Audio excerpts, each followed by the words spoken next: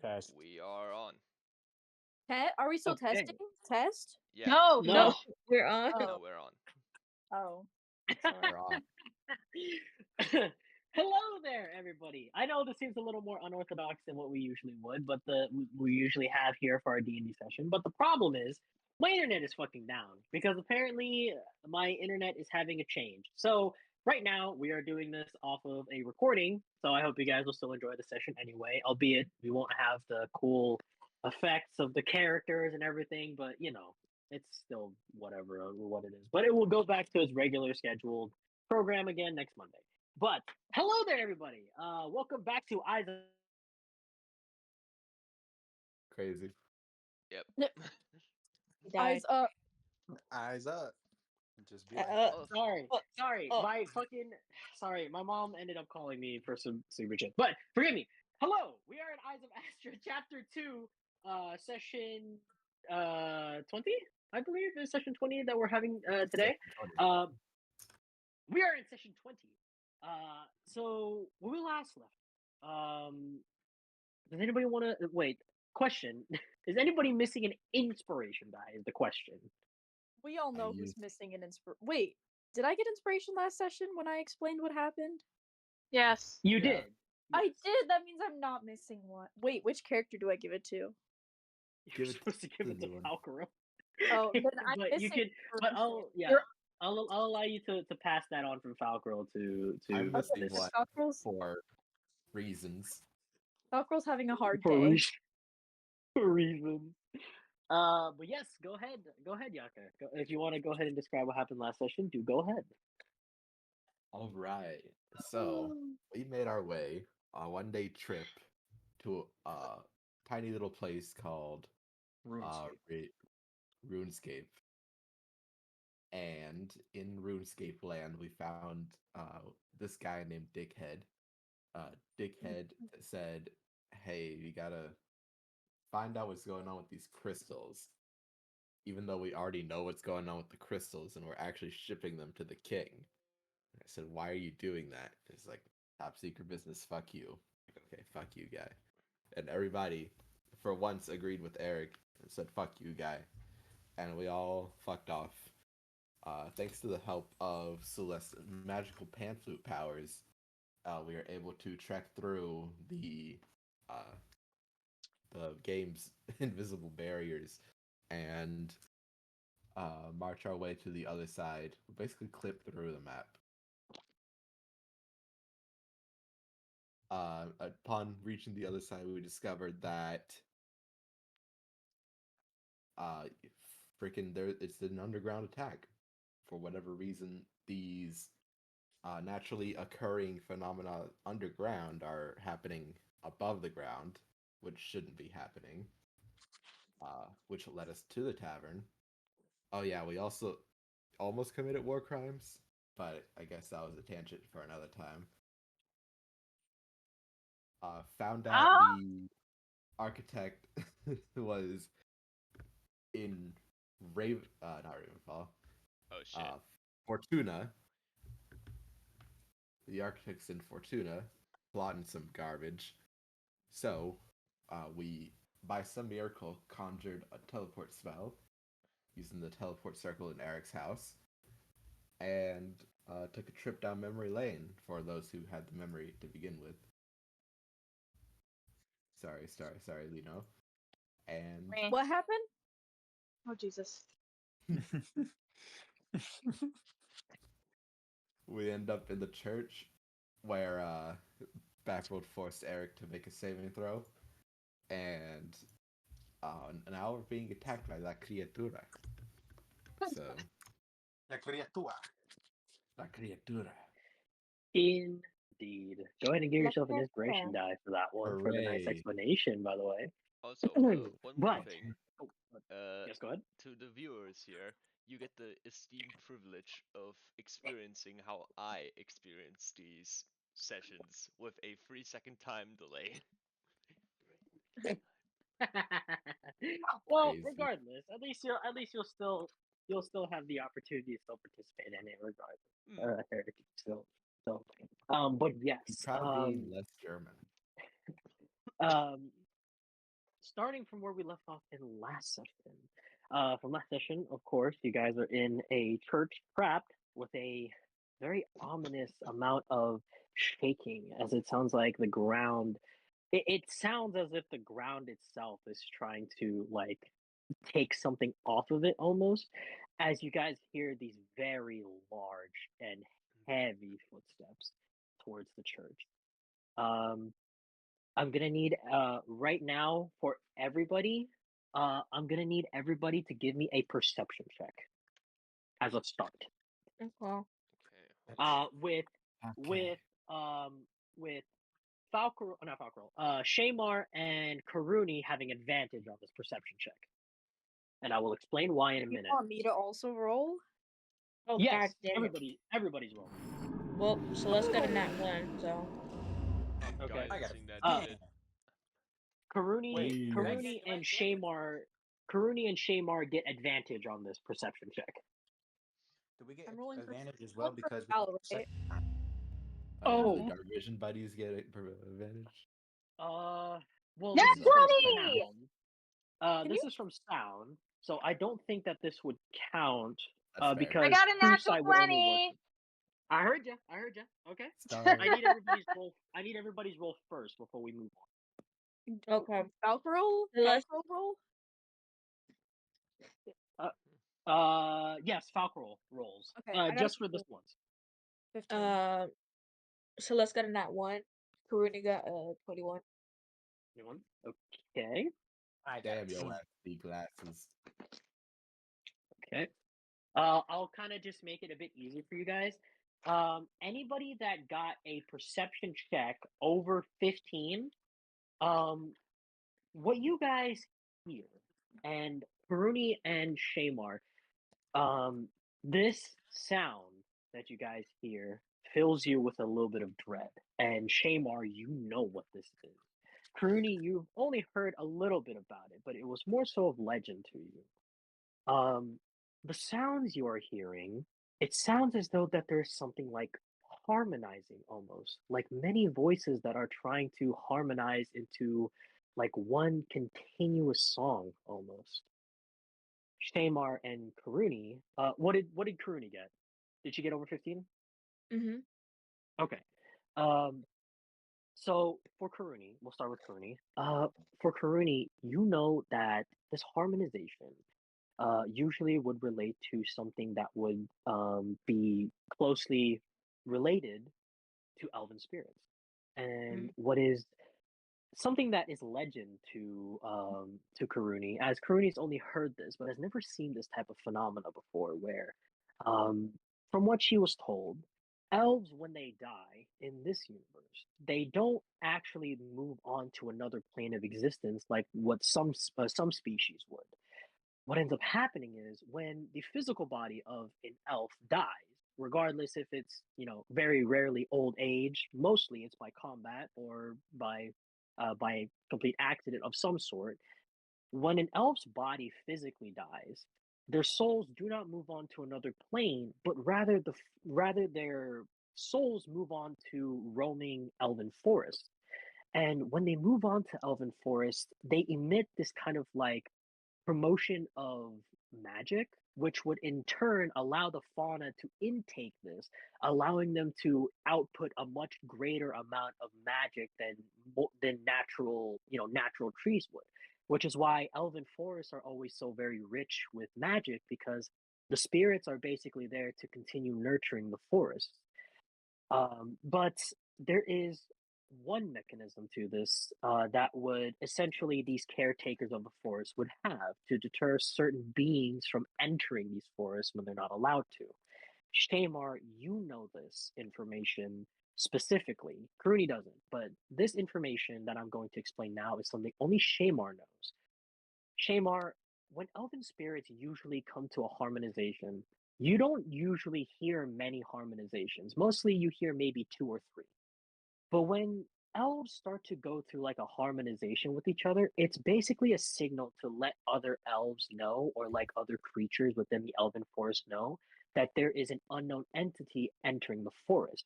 Now, what happens with these spirits is when they reach a certain frequency in harmonization, what happens is the magic that's around them starts to kind of like become violent and fluctuate almost.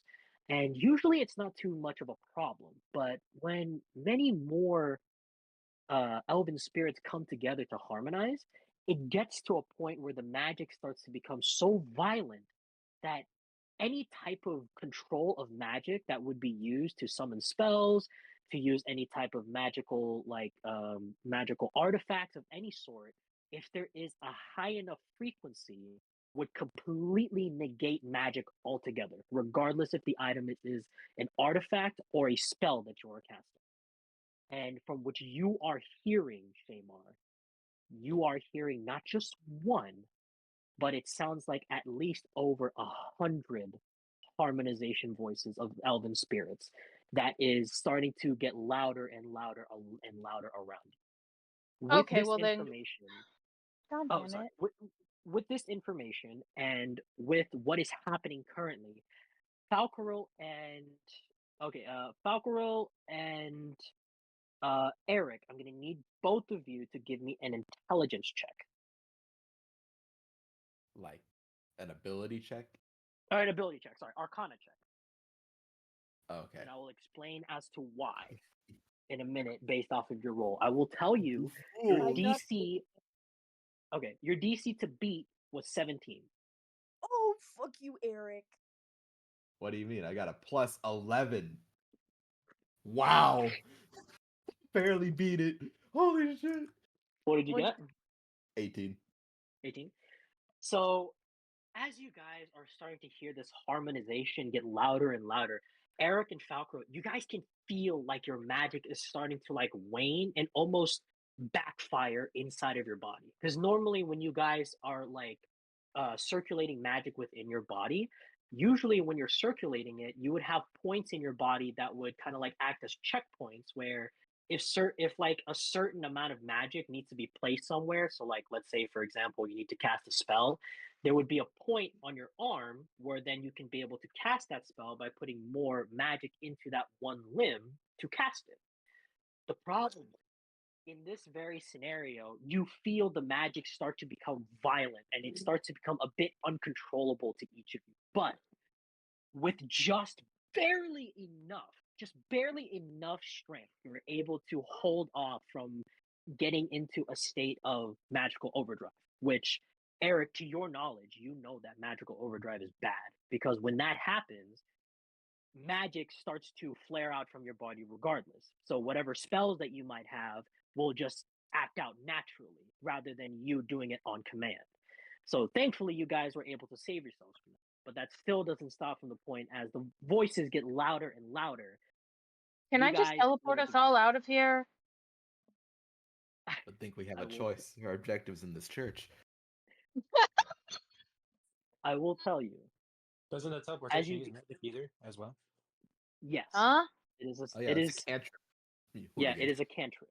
So it is something that is also affected by this magic. Is also affected by this. Yeah, magic but I was going to say, but you said it wasn't fully there yet. So can I just use it before then? Shouldn't she make an arcana? If you're going to cast this as of this moment, you're going to have to give me an arcana check with a disadvantage. Sure.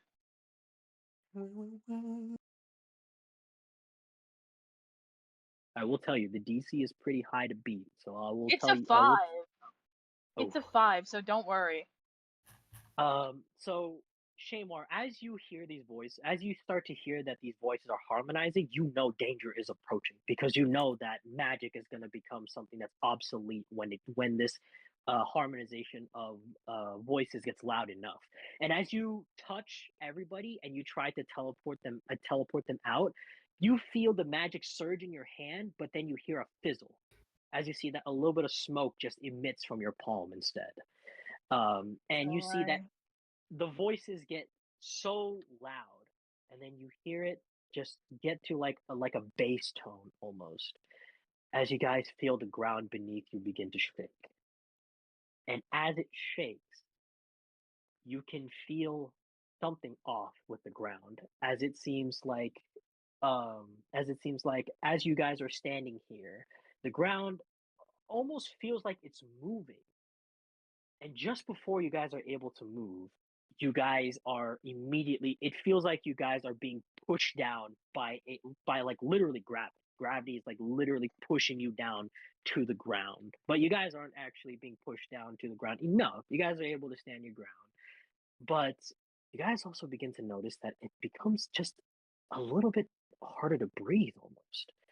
And Celeste, as you look out the window of the church, one of these windows, you see something that is just red emitting from this window. And as you get closer, you see a giant flaming eyeball that seems to be peering into the side of this church. And as you look closer, you can see beneath the church, literally at ground floor where you guys are standing outside of the church, you can see clouds. And you look closer to see that the entire church itself has been lifted high above the ground.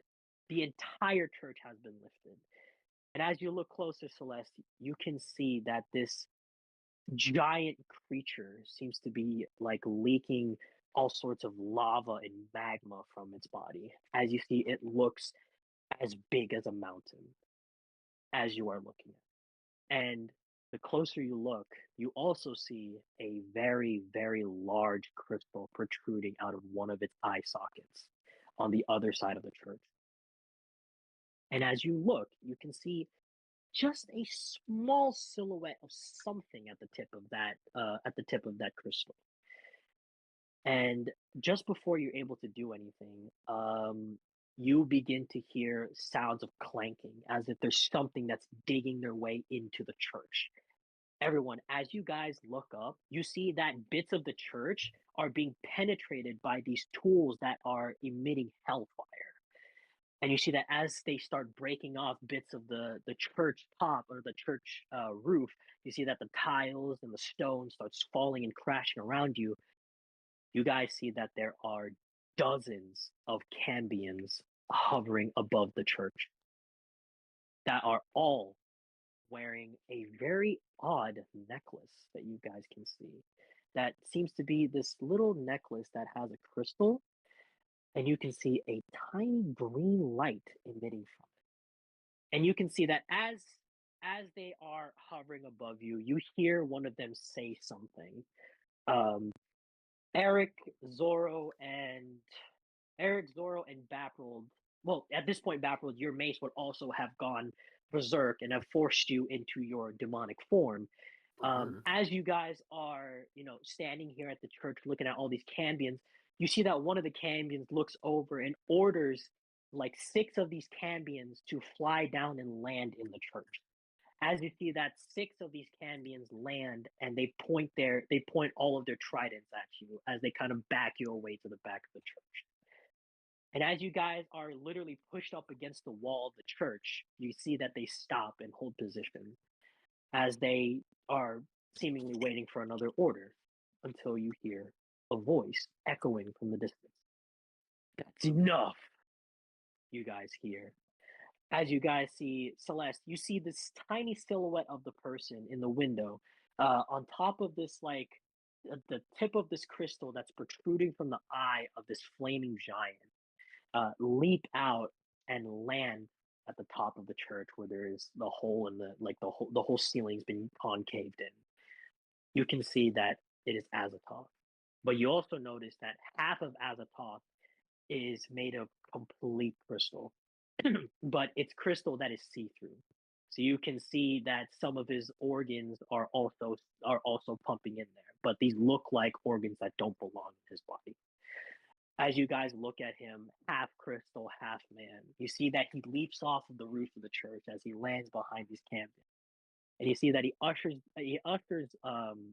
2 of them aside to let him through, as he stands in front of you and says, "You tell me the location of the boy, and we will potentially spare you." As he Who is he points at saying this all to? of you. He's saying this to all of you. Oh. We have a Tell me the location of your nuts so Which I can boy? kick them, you asshole. The boy, he says. Give me a perception, or give me a perception check to see what he seems to be talking about. Wouldn't that be insane? Or you Or insight check. Sorry, insight check. Yeah. Who died? Oh, Zoro. Yeah. Yeah. They got the boy. I like how that's what we were saying now whenever somebody gets out of the DC. The boy. There he is. Bab got a 24. Damn it! Oh, so close to natural 20. Okay. Wait, what are we rolling? I mean, Perception? hold on, hold on. Insight. I was gonna say, oh god, fucking mercy. I was just about to say, don't I already know who this is? Yes. I feel like- you guys all. I mean, I you feel guys like all I know. who this person is. Yeah. You know who he's talking about, Shamar. You already know, so you don't need to roll. Okay, cool. Oh, What I did just everybody remembered. else get? I got an 8. Oh lord. I mean, I got a 10, but I'm pretty sure I know what he's talking about. Okay. I have no idea who he's talking about.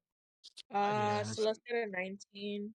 I just remembered We it, got a but 19? since I have the Karuni also 24, got a 19. Hey yo.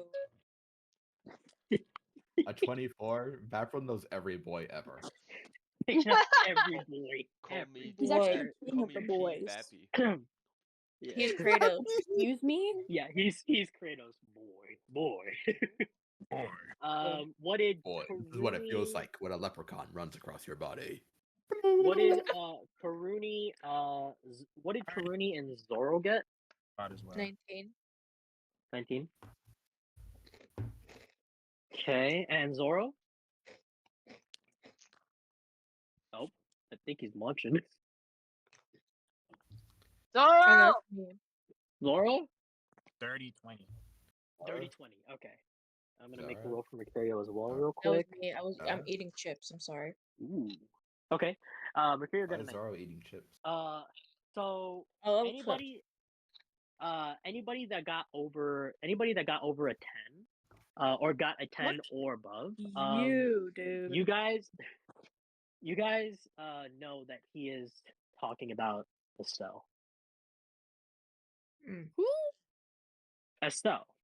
Archie, who has been renamed to Estelle by Shamar. Oh, I wasn't there for that. Yeah. Oh god, it's mercy. She left He's for a that mother. one. No Yeah. drama.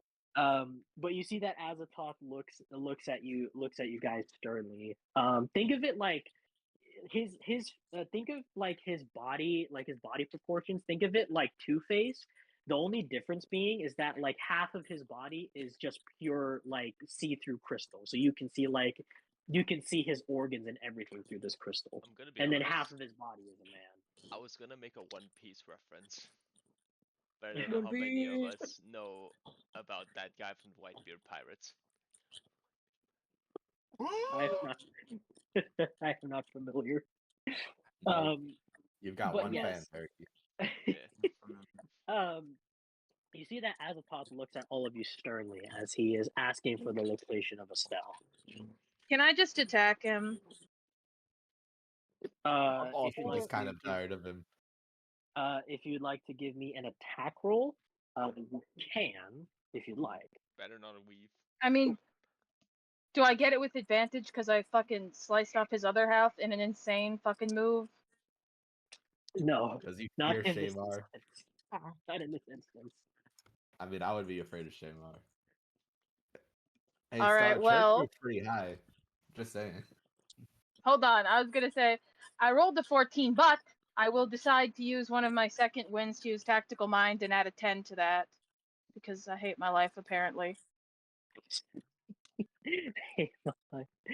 Alright. Okay, so that... Yeah, goddamn, let me finish. I was gonna say, that's a 16.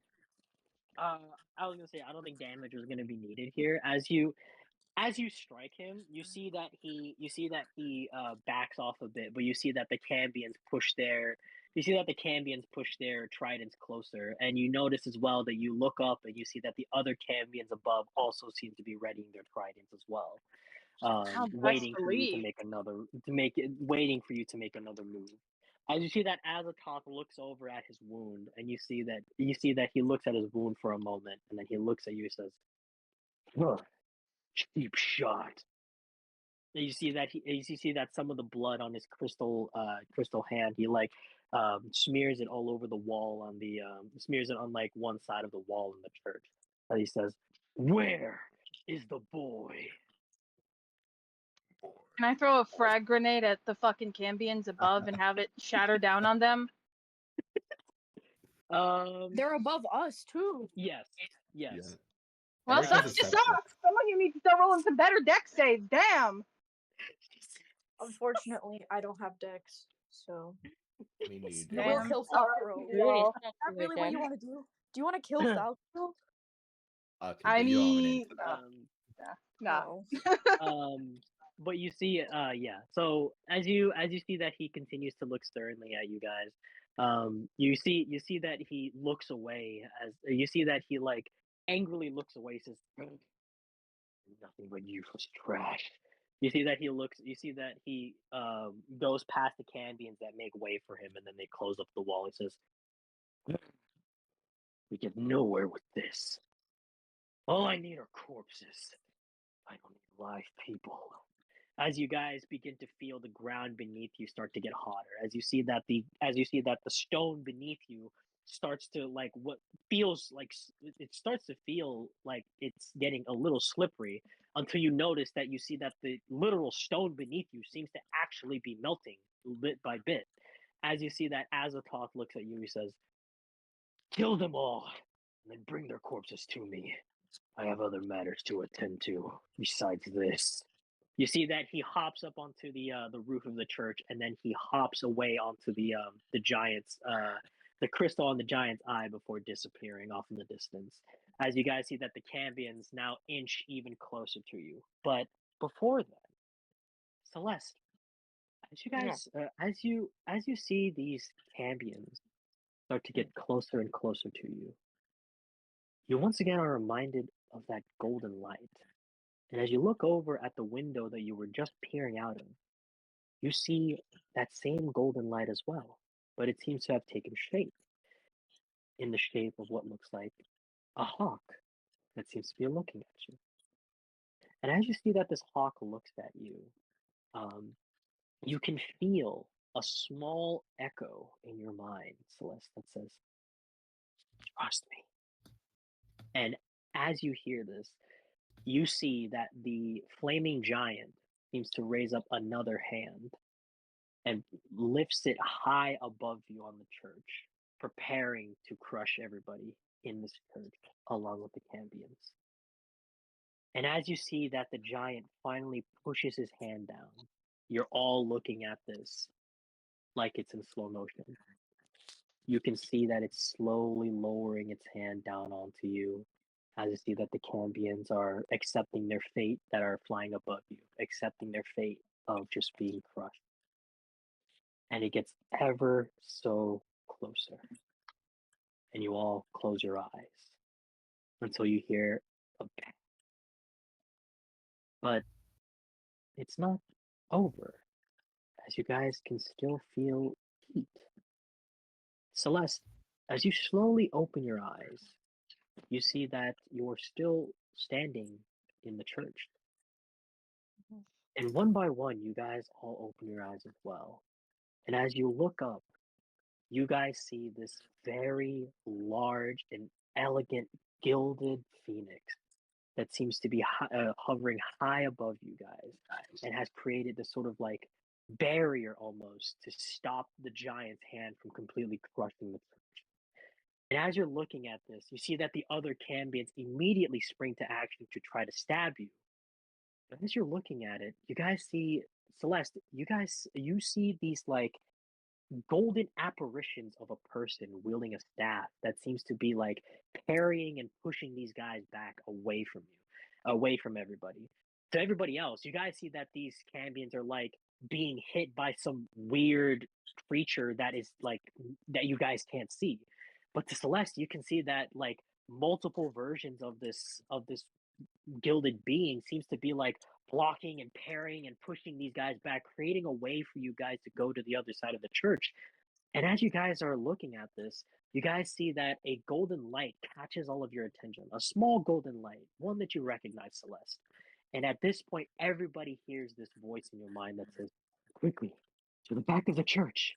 And you see this golden light wisp over to one of the doors. And you see that as it enters one of the doors, you see that the door opens and you see that a golden light appears from that doorway. I'm gonna need everybody to roll me a initiative. I got a nat 20! Oh shit. Oh, All right. finally, good for you. This is Hold my I rolled first a nat nat one. 20 in all of Eyes of Astra. Oh my god, I got a natural one. Oh, Oh, the souls of the damned. Got a They've natural come for fucking me. one. Damned. I'm so glad you guys got nat ones. Holy shit. I got Die a in hell. 17. Yep. This Yeah, is how I Hold felt the entire campaign when all of you guys Quick. were always getting nat 20s and I got nat ones. Womp womp. That's also because hold- you don't do much. Hold your initiatives real quick, because I need to open up my page. I need to open I up my got a book. 26. So. Hey, good shit. I have a +6 to my initiative. I just forget to roll the right kind of dice most of the time. Quick Jesus. thing about the VOD of the recording of this. I might have accidentally leaked the chat. Crazy. Oh, Which I mean, we're which just gonna chat? use the audio, right? we're No, fucked. honestly, Yeah, honestly, I mean we're just using the audio if you guys it, want. it, That's fine too. it wasn't bad. It wasn't bad this time. Okay, okay, good. That, Yeah, This yeah. time. The chat We wasn't gotta go in bad. That's hiding. okay. We gotta go in hiding. It was tame. So So we good. we'll go one by one and get everybody's roll. Falcro, I know you got a nat 20. Bapruld, 17. you got a 17. Zoro, 18. 18. Okay. Karuni 15. and Celeste. 9. Eric. Oh, nat 1.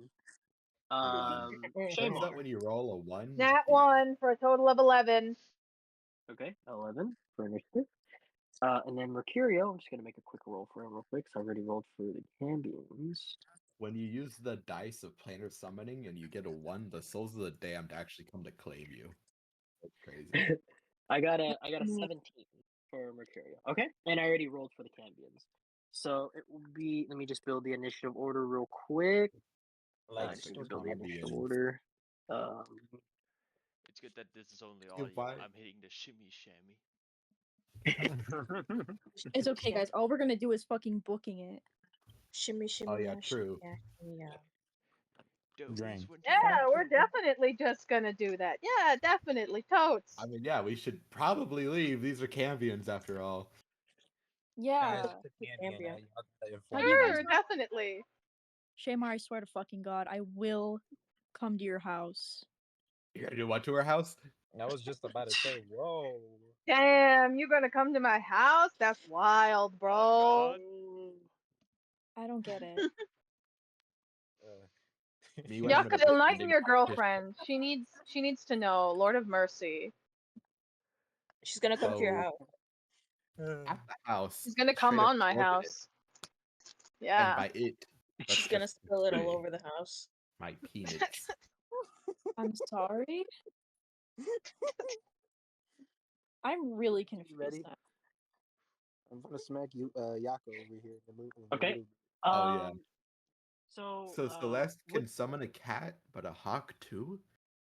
Oh, fuck I'm- you. Eric, I'm going to smite you with the Lord's power. God damn. Yeah, is this something I already Fuck. knew Dude, about? why did you give Is him this okay, something that cool. I already know about? First, for your character, right? Yeah. Yeah. Okay. know this. Okay. Let me real quick make a dice roll real quick. For layer action. Okay. Does a Please don't let it be no. rising lava. So a 9 doesn't hit anybody, right? No. No. Okay. Pussy. God, Correct, no. I barely. Okay. You guys see that other Cambions seem to fly up over you guys and start throwing down tridents as well, but their aim seems to be pretty damn bad. As you see that also the apparition, well, Celeste, you see that these apparitions are also like multitasking. As you see that they're parrying and like hitting these Cambions in front of you guys away from you. You see that they're also taking their time to back up and block the attacks from you guys. And you see that you guys just see, except the Celeste, everybody else, you see that these like tridents like are raining down towards you, but you see that they completely are like being parried and blocked by some sort of thing that's there, but you guys just can't see it. And we start with our initiative with Falcaro. So Falcaro, So to get to the back of the church, it is 45 feet to get to the back of the church. Okay, can I do the dash action? You can do the dash action, yes. Okay, I'm gonna dash. Okay. And that should get you to the church door. Okay. So Falcro makes it to the door. It's gonna be Cambion 1's turn. So I'm sorry. Is there anything else you wanted to do on your turn, Falcro? No. Okay. It'll be Cambion 1's turn. How many Cambions? There are 6 Cambions. So this is yes. Let me make a roll real quick to see if the apparition is annoying him enough to get his attention. Quick, let's make a check. Nope. Okay, so you guys see that this Cambion is kind of like shocked and like wondering what the hell is happening, but because you can see that like something seems to be hitting him. But you see, he's kind of like understanding the points of the attack from this, and he's able to like parry it enough to cause the apparition to stumble. And you guys can see that this Cambion. Let me make a roll to see who he hits real quick. He doesn't hit me. He will target Shamar. Okay. So real quick, I just need to quickly pull up the Cambion stat sheet. Just real quick. Okay. Damn, you need to pull up the whole stat sheet. Wow. Wow. I need the thing. Sorry. So this Cambion is gonna go over and make 2 spear attacks on you. So 2 melee attacks in front of you, Shamar. So its first one. Let's see. Its first one is 8, does not hit, and then the second one is a 20. I think 23, 25. Yeah. You So he got a you 25. think? You think? Oh, he thinks. Sorry, I was checking how much it was. How many what's it called? How much the total was? Okay. Yeah. So that will be 1d6. Oh, sorry. Wait, hold on. Where's the d8? There's the d8. Okay. So you took these, and And then Eon. plus 3, 1d6. So that's 12 plus 1d6. Shamar, you took a total of 12 points of piercing damage plus 8 points of fire damage. As you Oh, see wait, that wait, this wait, wait. Cambion- Wait. I was gonna say the fire damage is halved because of my scarf. Oh, right. That's half. So half of 8 would be 4. So that's 4. So you took 12 plus 4. That's 16 points of damage total. 12 for Okay, piercing cool. damage, and then 4 damage of fire. As you see that this Cambion goes over to you, Shamar, you see that he like twirls his trident, and he like makes like a like cross swing, and you see that you're able to dodge it, but you see that your foot kind of slips on the melted floor of the church, as you see that the Cambion quickly pivots it and then pierces you through your chest. As you feel a little bit of the raging flames start engulfing inside of your body, but you feel some of it be alleviated as you feel some of the heat start to dissipate because of your scarf. Neat. Let's see, and I think and then it's going to so it can't do anything else on that because magic is unavailable. So it's gonna do that, and that's it for its turn. It is now Zoro's turn. So Zoro, you're looking at this. You see that there are 3 paths in front of you. One of them has a Cambion that seems to be attacking Shamar, and then the other 2 are open. Well, Zoro's gonna go to the path that's attacking Shamar. Okay. So you go over to this path, and now you are with Shamar facing off against this Cambion. As the other Cambions around you seem to be preoccupied with some weird spirit around them or something, from what you're seeing. What is it you do here in front of this Cambion? He's gonna try and grapple him and get him away from Shamar. Okay. So that's going to be a contested athletics Well, check. actually, So, he's gonna rage first as Okay. a bonus Yes. action, and then he's gonna do that. okay. So now let me. This is a contested. This is a contested strength check, right? Or is it athletics? Athletics versus Uh, athletics or acrobatics. Okay. Unless we're So the using new Cambion. rules. The Cambion will take strength. Well, it's either one. He still has either one. He still's got a +4. So, let me get your check real quick. See what you need to beat, Zoro. That's a pretty shit roll. You have to beat an 8. Oh, he got a You rolled 21. a 20. All right. Yeah. Shamar, you see that as the Cambion pulls the trident out of your chest, you see immediately like a footballer tackling somebody, you see Zoro immediately pass you and just grapple this guy, and is holding him. Go ahead. Sorry, one real quick thing as well. While Zoro is raging, he's gonna use life-giving force on Shamar to give her 2d6 temporary health. Ooh, okay. Holy I like that. I shit. like that. Go ahead and roll your dice for the health for You temporary get hit points. 5 temporary health. All right, nice. Okay, so now Zoro, you had this Cambion grappled. What is it you're gonna do next here in your turn with this grappled Cambion? Okay. He's just going to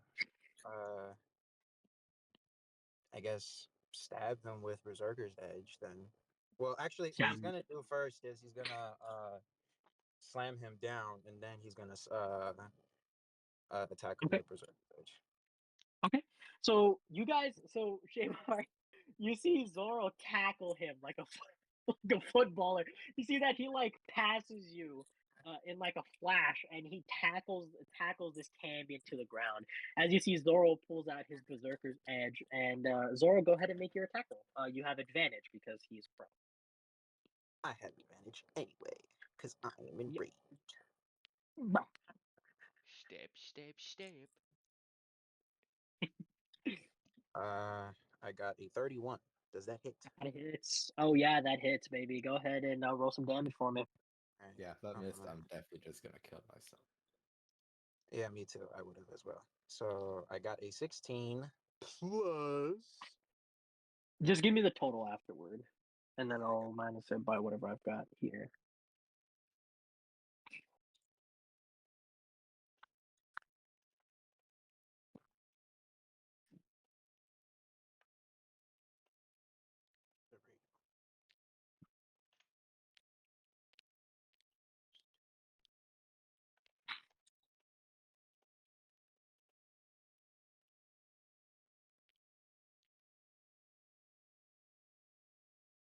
He's still rolling dice. Holy shit.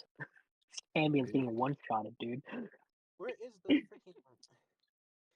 No, I'm just looking for a rage bonus. It's not going to be like crazy damage. It's only going to be like 22 damage. Is that how much? Yeah. Okay. Because 4 and then 2 for great weapons fighting. So that's 22 damage total. Okay. Yeah. Okay. Okay. Anything else you do here? Because I think the tackle counts as one half an action, and then the attack counts for the other half. So. Oh, for real? He has another one? I think you should have one more. I believe. Yeah, I think you should. No, still have it's one because more. no, the grapple is one, and then the attack is the other. That's Oh, two okay, attacks okay. in a turn. That doesn't sound right. Yeah. Okay, yeah, sorry, I was a little confused. Thank you, Star. Okay, so you use your bonus action movement. Okay, so that is Zoro's turn.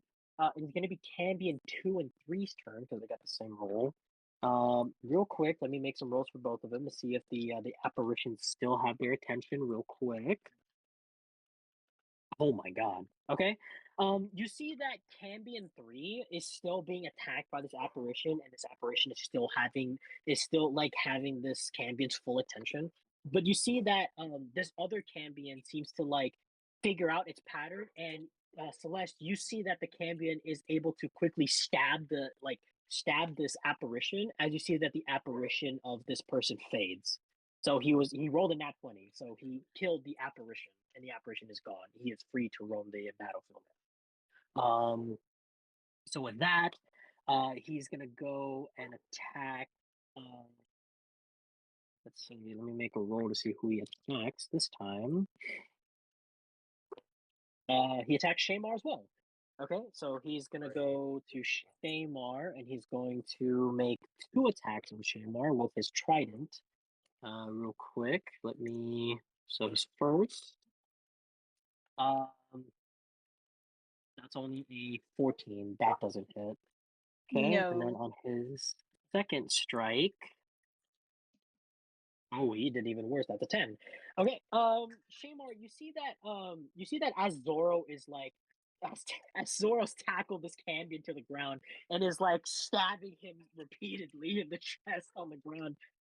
You hear footsteps and immediately catch the wind of another Cambion trying to hit you, and you're able to definitely dodge the 2 attacks from this Cambion. Think of it like, I know you're not gonna get this reference, Star, but you know, like in Dragon Ball Sparking Zero, where it's like you have Sonic Sonic Sway. The It's Sonic essentially like Sway. Sonic Sway. you see Crazy. that Shamar is just dodging these deftly, as you see that the Cambion looks worriedly now as he has missed both strikes. And that's it for that. That's it for the turn. And so now it is Bapruld and Mercurio's turn. Everybody gets one. Shamar said, "I understand." Okay. Go ahead with Bapruld first. I'll go ahead and do Mercurials in a minute after you finish your Herriky. You know what? I think Zoro's got that. I'm taking the path to the left. Okay. So I'll kind of give it a bit better description. So you guys are looking at 3 paths. The path to the left is clear. The path in the middle is currently occupied by 2 Cambions, Shamar and Zoro, and then the path to the right is also clear. So you take the path to the left, and you're just gonna go straight to the door, or? Oh yeah, straight to the door. And since I have flying, Okay. Oh yeah, so you can be able to make it. Yeah. You guys see that Bapruld kind of like scans the situation a little bit, and you see that he makes a quick nod to himself before you see that he completely bypasses everybody and makes his way to the door with Falcaril. Okay. So that's it for your turn.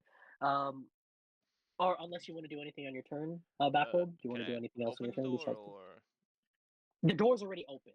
The door's already open, and so like the light is just coming out of the door. The door is like you're not able to bypass it until everybody makes it to that door.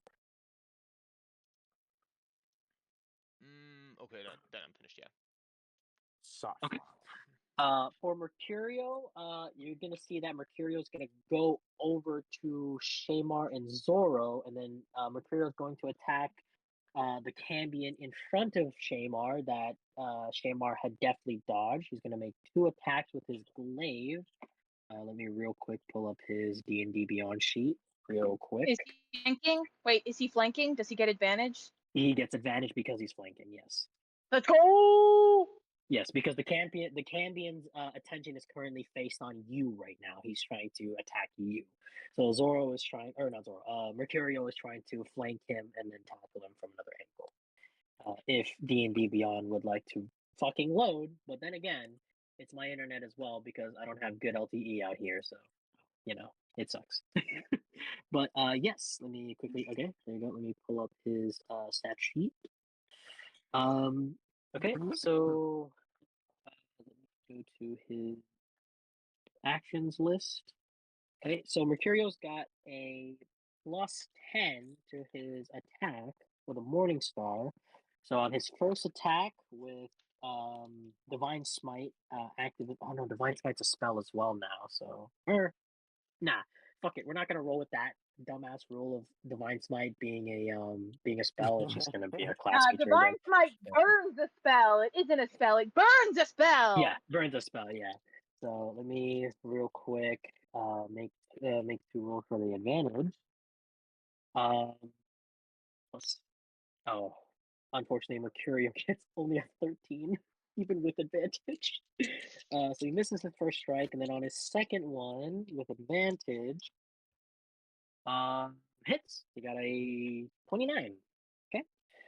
So let me roll some damage. Let's work 1d8 right here.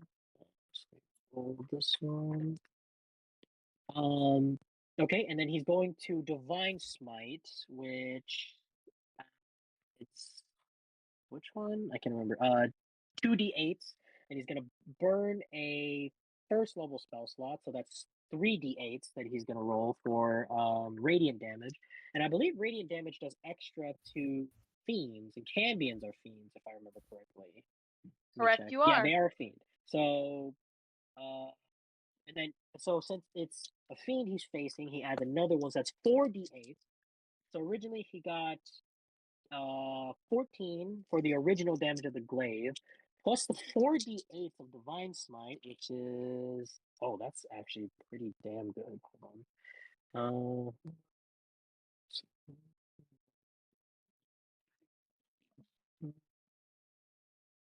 18 plus. What did I say he got? 14 for the original hit for the glaive. For the damage for the glaive, I think it was 14.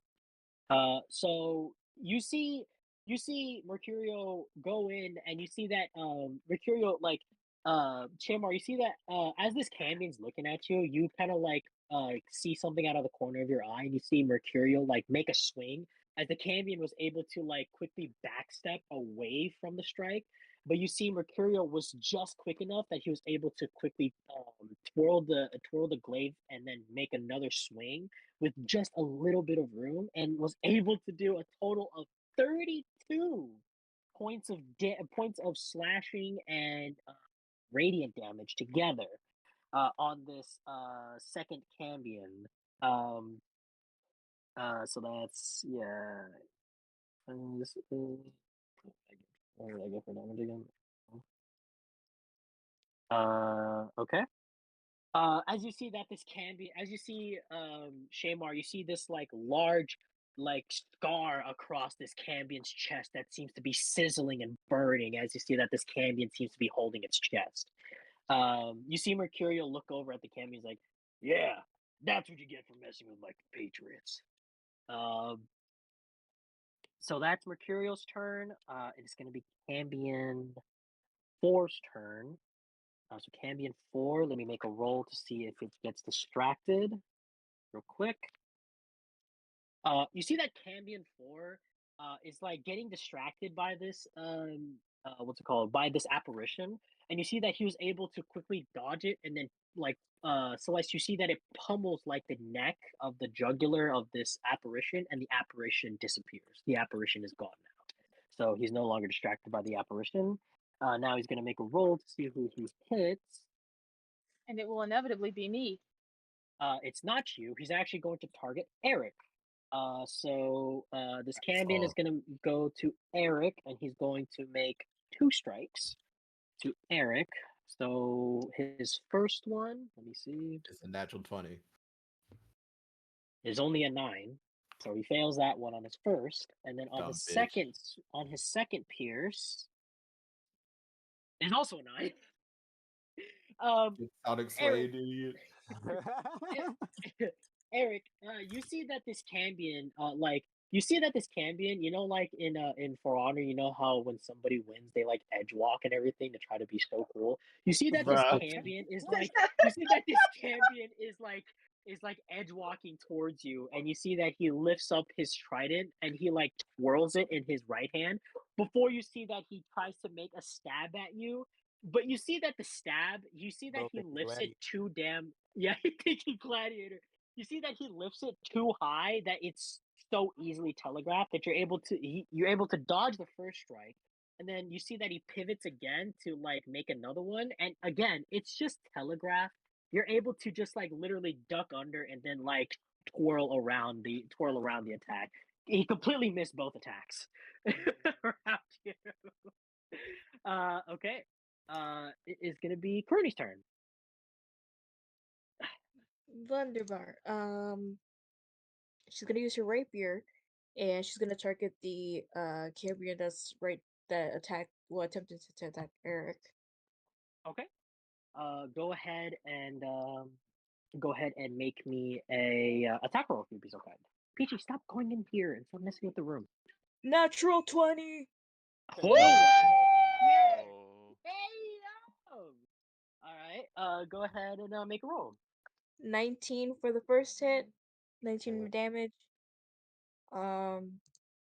Second roll 24.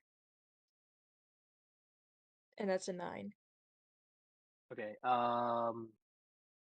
So Cambion 4. How much damage did you do in total, like with both attacks? 19 plus 9. 28. 28. Okay. So. Okay. Karuni, you see that as this Cambion has like his attention directed towards Eric. Oh, by the way, did you roll those with advantage because you're flanking?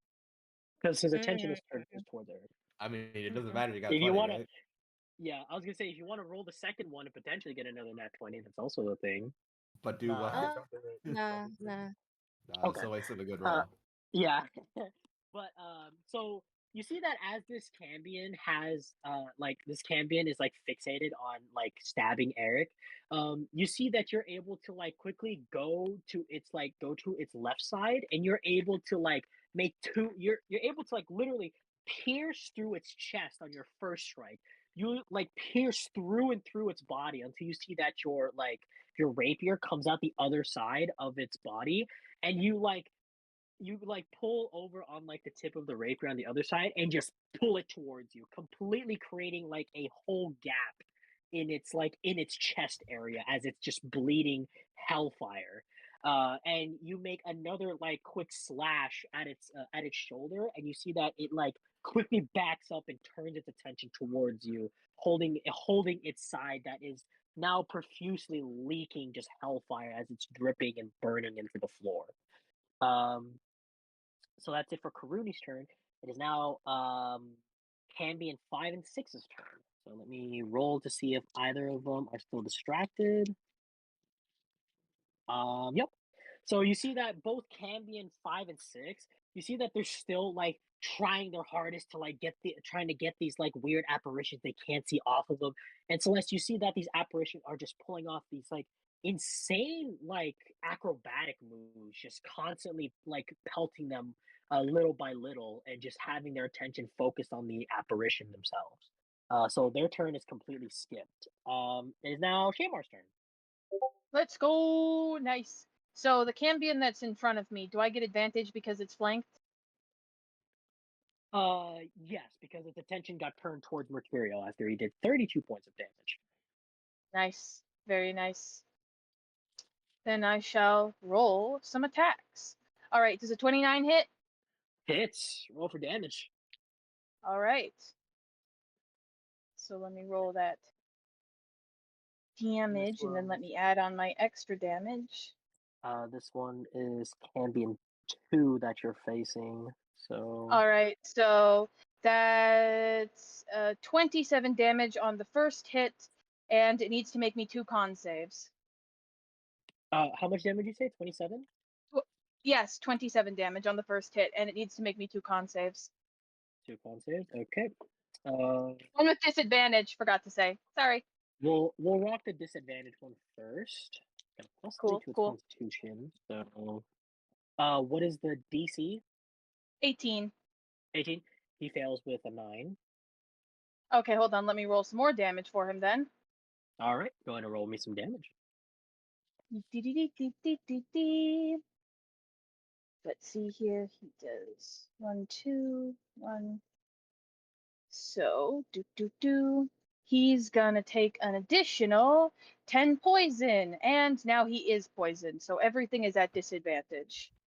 Okay, so now he needs to make this other check now with disadvantage as well. So let me make this other check with a disadvantage. The second con save. DC 18. Yes.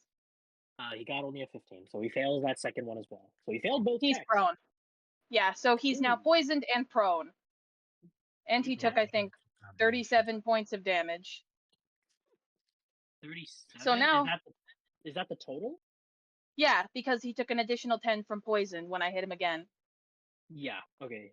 23 plus. He actually took 36 points of damage. I have it here. So that's 36 Well, points of damage. wait. Oh, No, wait. God damn, let me talk. I was just gonna say no, because he took 27 from the first hit, and then he took 10 additional from the poison, so that's 37. Yeah, sorry, my mistake. I was using it on the calculator, and I wasn't paying attention. Sorry, I have the damage here, so everything's good. Okay. Okay. So he's prone now. Yes. So now, it's time to roll another hit against him, and that will be a 27. That hit. Hits. Roll me some damage. All right. Nice. So that is going to be another 20 damage. How do you kill this Cambion? Nice. And I still have 2 attacks left. So basically, what Shamar's going to do is you're just going to see, like, as Mercurio is distracting his attention, Shamar's just quickly going to just shove one lance into his heart and the other straight through his neck. And she's just going to, like, throw him away from her. Just like 1, 2, and, like, she'll just rip out, like, his heart with one and his neck with the other and just kind of throw him behind her. And then she'll turn her attention to the one by Zoro. You guys see this like brutal attack from Shamar. As you see that Shamar just like pierces him through his chest in one, and then pierces through his neck in another. And you see that as Shamar does like a twirl, you see that the corpse of this Cambion twirls as well. As you see that the Cambion flops to the ground, Shamar, you can hear him say something. You can hear him kind of like go,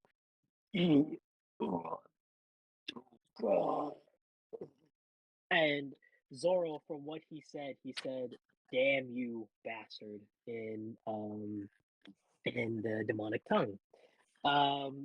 And you guys see that unlike the blades of Shamar's lances, you guys see the beating heart that is still beating hellfire from the aortas on it, and you guys see the like voice box in the throat of this Cambion on the other one. As you see that she quickly twirls it, and they both hit the sides of the church. And as you see that the corpse lands as well, Chamar, you see that the necklace is still there on his neck, as you can still hear a harmonization inside. From the necklace? From the necklace that he is wearing. Wait, The sword. I was gonna say, hold on. You said it was on his neck, or do I have it on my lance? On his neck. So when you pierced him, the necklace was long enough that instead it went through his neck, but didn't actually pierce the necklace. And so when you twirled him, you see that his necklace got exposed because he put his necklace under his armor. But now his necklace is exposed. As you see this small green light emitting from it with a harmonization, if you remember. Okay.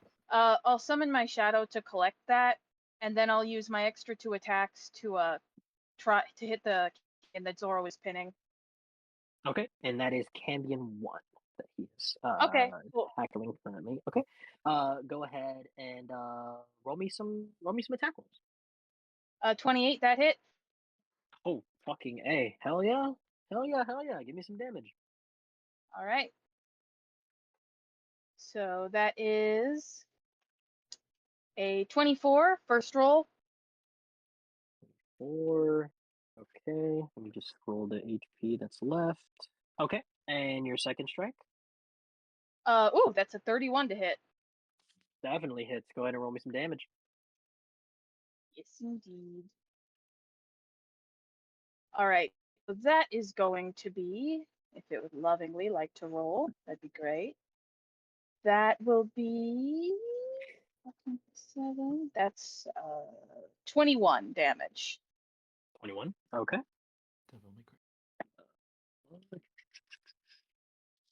Okay. Do I need to make the con saves for this guy? Oh yeah, you do. You have to, you only one, because since he's already prone, he just needs to make the con save against poison, which is at disadvantage. Go ahead and roll that real quick.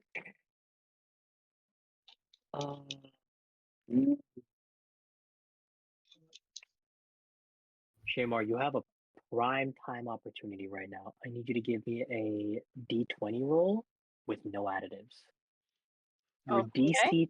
DC to beat is 10. All right, I got an 11. Shamar, I got yeah. as you look at this Cambion and you stab him, you can see that the poison infects him to the point where you see that his eyes seem to like, instead of his eyes being like red like a normal Cambion's, you notice that his eyes start to have like this weird green tinge to it on the edges of his eyes. As you see that he starts like spurting up like his hellfire blood, but you also see that the hellfire blood is green as you see that he starts spurting it out bit by bit as he is like gripping his throat, and he dies. Ugh, He's Hey dead. yo, that's disgusting. let's fucking go. Because he rolled a That's nat gross, 1 dude. on the save. Gross. Because he rolled a nat 1. So Cambion 1 is dead. Good job. Hey, Holy shit. Two Cambions, 1 turn, plus I got a necklace. Let's fucking go. And you also see as well, Zoro, you see this as well. You see that as you see that this Cambion like the last breath of this Cambion leaves his body and his arms flop. You see that in one of its hands is the necklace that has that small crystal that has it's emitting a small green light from it. Green. Mine. And Zoro's gonna go ahead and grab it. Green. Okay. I forgot to say this as well, but Shamar and Zoro add an what's it called, a bastardized elven necklace to your inventories. Oh goddamn. Okay. Is that all for your turn, Shamar? Yep, that's it. Gotcha. Celeste, it's your turn. Alright, finally. Oh. Finally, fuck you. Says the guy with the nat 1. Hey, Fuck you. Exactly. Eric, Exactly. Eric, if it makes you feel any better, now you know how I feel every combat.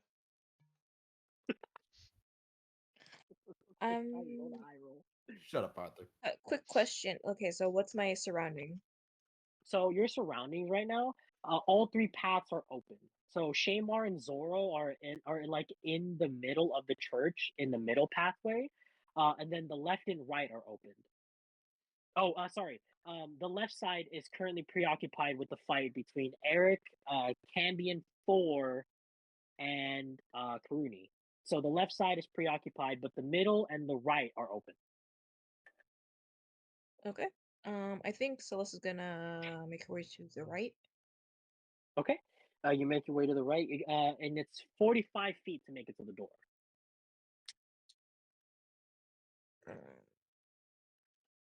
Guess I'm gonna dash it. Okay. So you take a dash action and you make it to the door. You notice that as you make it to the door, Celeste, as you like touch the door, like this like invisible like barrier that's like preventing you from passing it, you're given a small. This is a vision that's weird because you don't feel a burning sensation in your eye in it when you are given this vision, as you seem to be looking at a individual with a staff that looks exactly like the apparition, but in a more like humanized form, not in like a golden form. And you see another person standing next to him as they are looking through this like bright lighted gateway, exactly with what you're looking at. And the vision fades as you hear the voice again say, "Please, get your friends. Trust me." Anything else you do on your turn? I guess for a bonus, I can still do a bonus action, right? You can do a bonus action, yeah, because the dash action the dash is an action. Okay. Bonus action, bardic inspiration. I'm gonna give it to Zoro. Zoro. Zoro, as you get up from this gruesome sight of this Cambion choking on its own hellfire-ish blood, you hear a small tune, and you see that there's like a glowing aura around you. As you look over, you see Celeste playing a tune on her pan flute by the door. You know, at least the demon died listening to some music while choking on its own blood. For us, it's a Anything, hard life. anything else you do here, Celeste? No. That's it. Okay. Eric, finally, it is your turn. Finally. Now you can say finally. Go ahead. What is it you do here? All right. I only had 5 million other rounds to think about what I'm gonna do, and now I'm gonna use this time to think about what I want to do. Just kidding. I'm going to. So there's a Cambion within 10 feet of me? There's a Cambion actually within 5 feet of you. Damn it, But I it's thought he'd currently attack from long range with the trident. That's fine. it's currently has its attention to Karuni right now. As you see that both Karuni and this Cambion are like clashing. Karuni with her rapier, and then this Cambion still holding its side with one hand, like twirling its trident to like keep Karuni's attacks from touching him. All right. Well, if that's the case, I'm going to since we're on the subject of For Honor, I'm just gonna back roll out of range. Roll away. Disengage. If Yeah. you're going to, you're gonna Wait, disengage, how right? far away is Eric? Between you and between you guys, Zoro, the distance between you and Eric, you are about 15 feet away from Eric. I'm gonna use my reaction to teleport him towards me. Oh, okay. So Eric, just as you were about to do a back roll, just as you're about to do a back roll, Eric, you see that. Oh wait. No magic. Zoro, no magic, so you can't teleport him to you. That's right, because magic is currently disabled in this area. I mean, shouldn't he be obligated to a Arcana check if that's the case? Oh yeah, no, fair. I'll give it to that one. Give me an Arcana check. But since there are less, let me make a roll real quick. Hold on, let me see. Give me 1 second. Roll this one with disadvantage. Is this considered magic? I didn't know that. Yes. Yes, because it's a teleportation spell. Yes. Cool. Because you can't teleport in real life. I So. hate Your Yes, DC to beat, since you killed 2 of them, your DC to beat is an 18. For what I need to roll for Arcana? You said. Arcana check with a disadvantage. Wish me luck, guys. Best Best of luck, friend. He cannot do it. Fine. Well, Okay. I guess no teleporting. Back so, to the original I back tried- rolling. Oh, hold up. Thanks. Back to the original back rolling idea. I'm gonna back roll out of range. 1 second. Zoro, was there anything else you wanted to add to that? Because I know you wanted to try to say something. Oh no, I was just saying like I tried. Oh, fair. So Zoro, as you see that Eric is trying to like get away from the situation that's happening in front of him with the Cambion and Karuni, you try to use a spell to try to like bring him to teleport him towards you. But as you see that you try to cast it, you see like only small electrical sparks emit from your hand, and you see that your hand starts to emit smoke, meaning that it completely failed. As you still hear the harmonizations around you of many elven voices. Eric, you take the disengage action, right? No, I just Oh. leave. Oh, you are within. So this Cambion will make an opportunity of attack on you, but but when he does, Karuni, you can also make an opportunity of attack as a reaction. So he's going to first off. Let me start with the Cambion. So he's going to make an attack on you, Eric. Does a 17 hit? It doesn't do jack shit.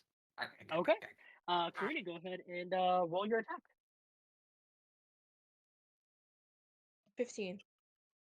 I just got a fucking idea. Wait, what was it? 15.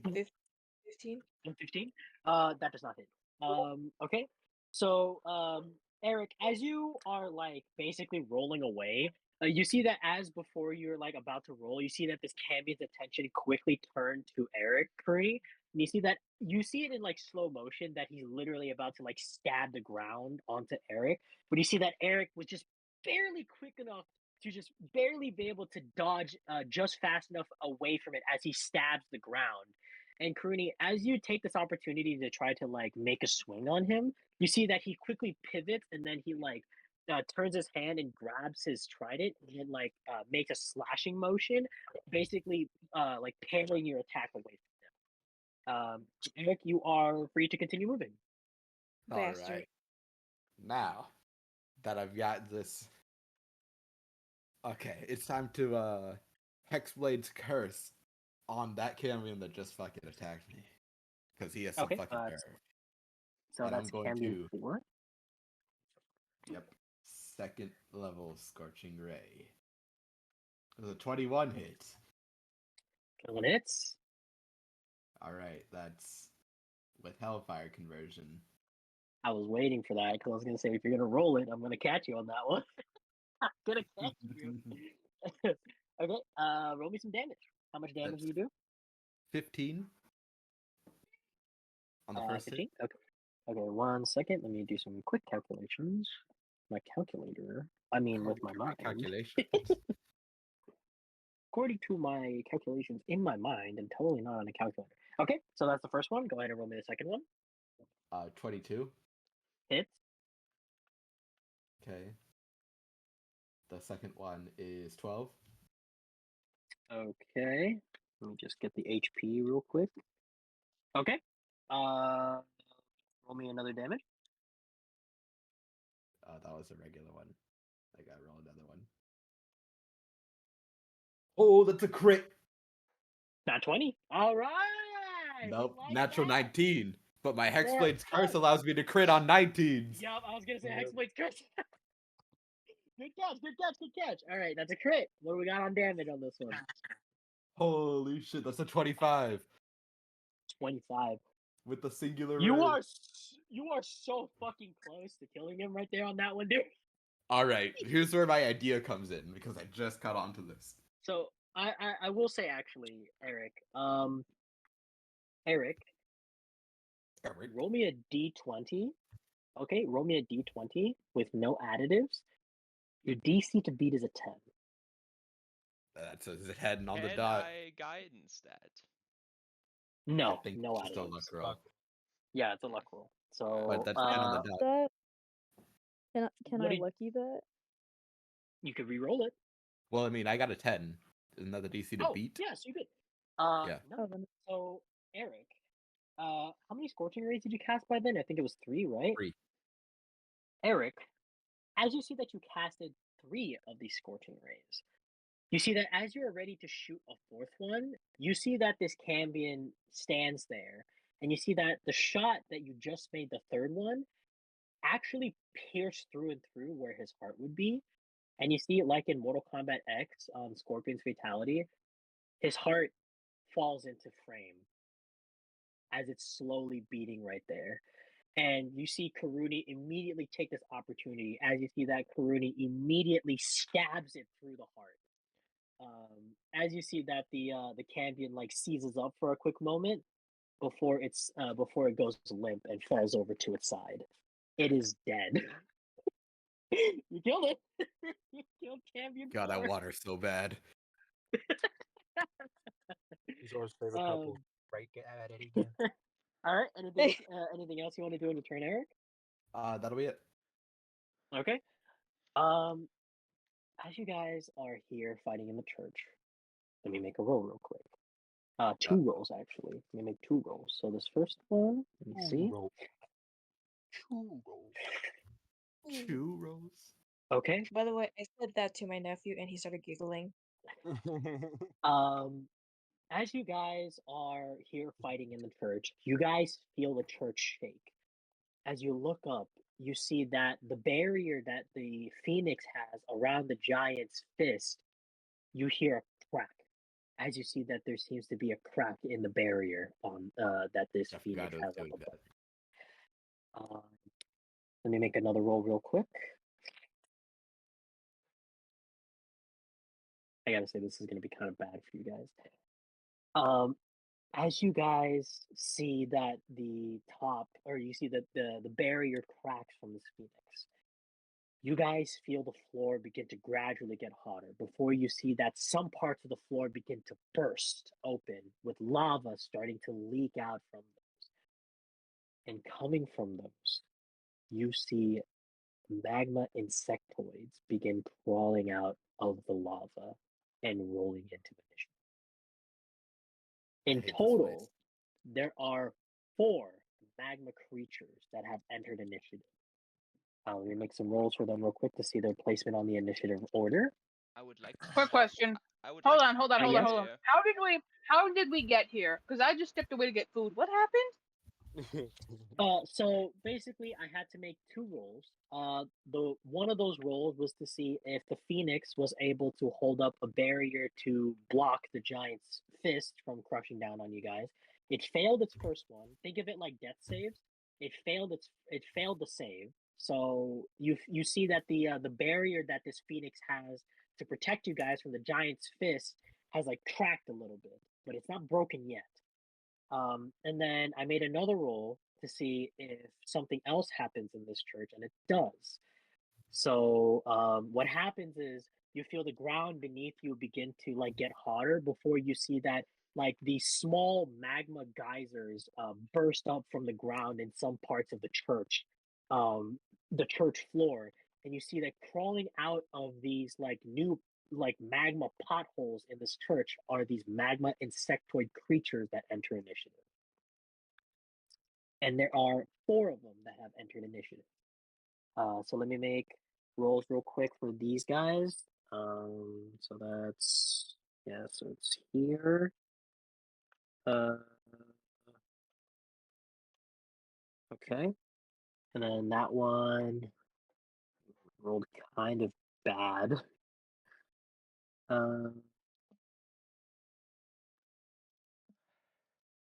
Okay, and then 2 more rolls real quick. Holy shit!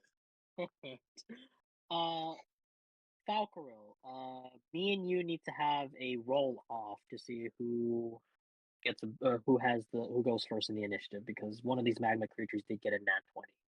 So roll me a d20 for another initiative, and then tell me what you get.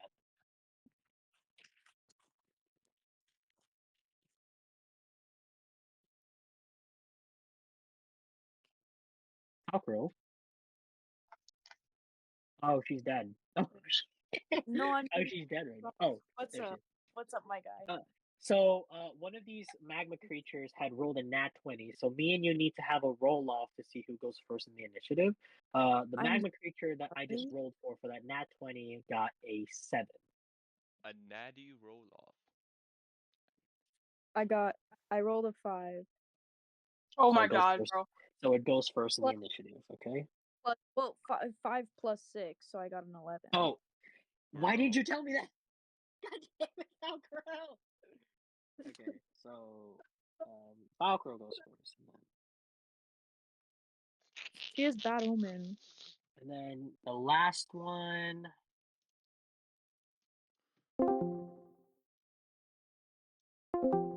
Whoops. I hate to say this, but Eric, me and you need to have a roll off now. Because he got a nat 1. Me and you need to have a roll off to see who goes first Hey, in the initiative. Yaka, it would be quite hilarious if you rolled the second nat 1. I'm hoping it happens. Oh my god, you have to beat an 18. Oh god. You need to beat an 18 on initiative.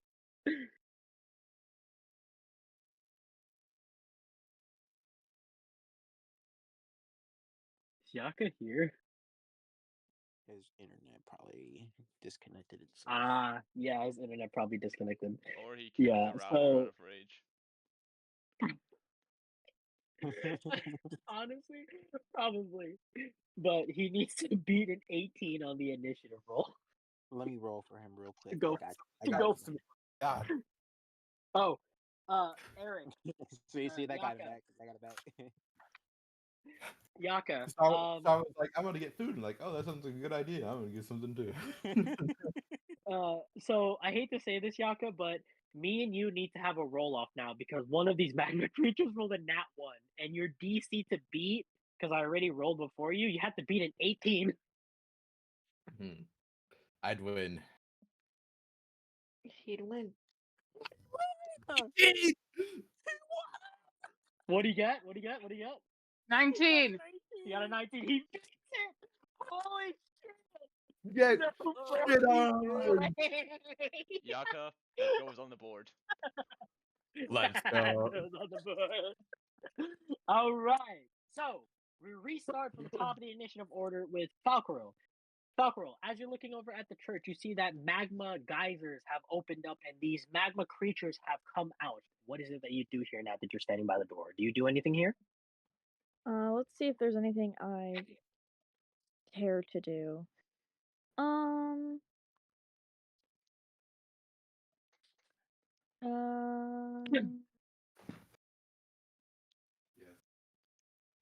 looking at all my options here.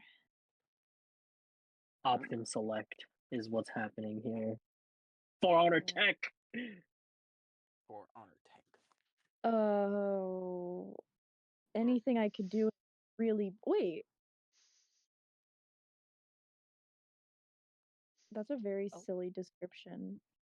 Remember, magic is currently disabled as of this current moment. Oh yeah. I forgot about that. I was gonna cast a spell. Cheeseburger. I really if there's no magic, there's nothing I can do. So do you want to in the most Do you have hands? If you have hands, can Falcro throw hands against a not fully as an I magma would have creature? to dash back. I would have to use my action to dash back. There's really no point. Okay. Well, let me put it into a bit of description for you. So, at the door, there are two that have spawned near the door, but to each of them, they're at least 10 feet away from you guys. At the other then side of the church. I'll do I guess I'll do a dagger attack. Okay, go ahead and make me an attack roll on this magma creatures. Does a 13 hit? 13 does not hit. It's okay, guys. It's okay, guys, because of my thing, my war priest charge. I can use one and I can roll to hit again. Reroll. Does a 16 hit? 16 hits. Oh, go ahead and roll me some damage. Are you fucking shitting me? This is why I got 3 damage. You got 3. Okay, and Falcro, as you struck this magma creature, I'm gonna need you to give me a dexterity saving throw if you'd be so kind. Of course, she's not good at dex. I got a 7. 7. Okay. Let me make a roll real quick.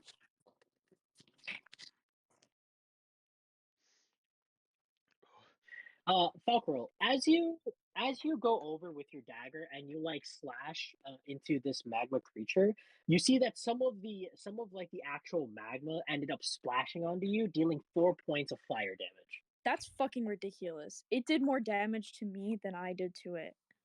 That's By fucking 1. ridiculous. And it wasn't even intentional. Okay, I've decided for this combat Falcro's gonna do jack fucking shit. I've decided. Anything She's else you gonna want to do do here, Falcro? No. Okay, so you're here locked in combat with him. It is Magma Creature 3's turn. This Magma Creature is going to go. Let me make a roll to see who he targets. The Magma Creature 3 is the one. So by the door, if you look at it from like the door, the one that Falcro is attacking is on the left. That one is Magma Creature 4.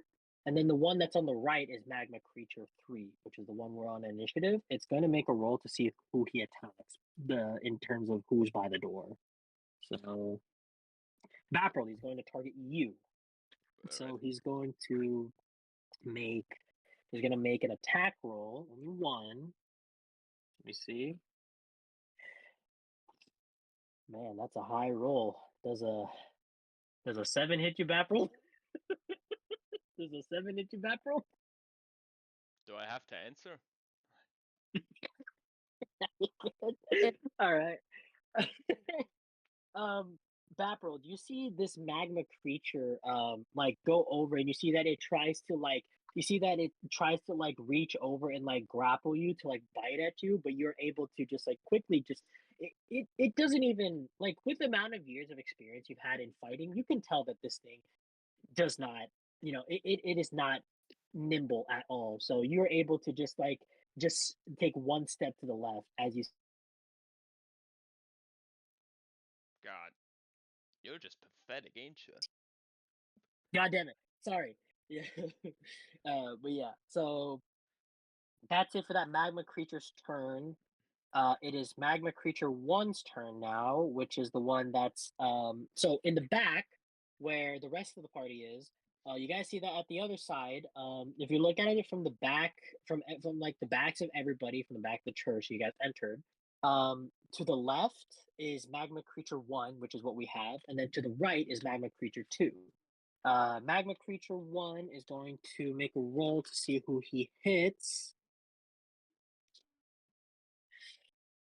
If I'm looking at this right, he's gonna target Karuni. Yeah, so he's going to target Karuni. Let me make a roll to see if he hits. That's a dirty 20. Okay, so let me go ahead and make a roll. Let me go ahead and make some rolls real quick. That's what? 5, 58.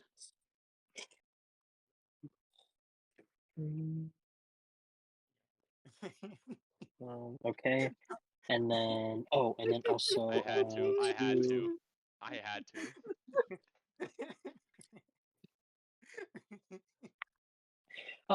Karuni, you see that as you like stab the Cambion, right? You know how you like stab the Cambion through the heart and you pull out your rapier? You take a moment as a pause, and that pause was just enough time as you hear a stumble behind you, Karuni, as you see that this magma creature immediately grabs you, and you can feel this immense heat around you, as you can feel it like digs with its magma claw or like magma jaws and digs into your body, dealing 17 points of fire damage. As you see that as it bites you, it like lets go, but it like kind of like tears off a small piece of your like skin on your shoulder. As you can feel the burn of this creature, you could feel the burn of the hot magma on this creature. That's it for that guy's turn. Zoro, it's your turn.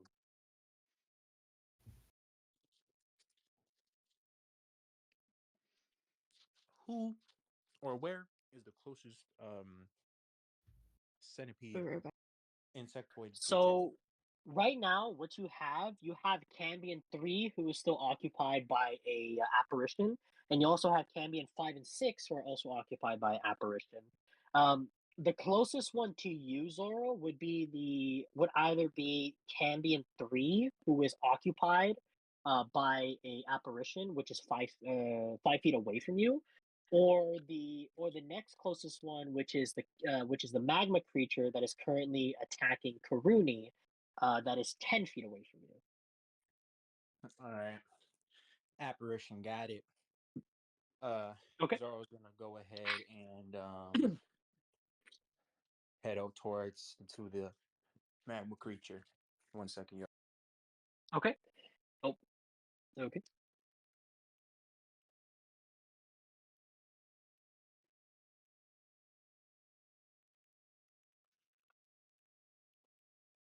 Am I playing the victim? Who are we waiting for? For Zoro, because Zoro said he's going to attack the magma creature that Karuni is being attacked by, which would give him advantage because the magma creature is currently having its attention towards Karuni. But Zoro said he needs to do something real quick, so he will be right back.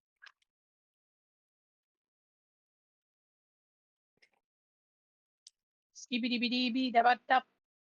Bat da bat tap. Skibidi bit da bat tap. Bit Yeah, da bat I'm a tap. shot, man.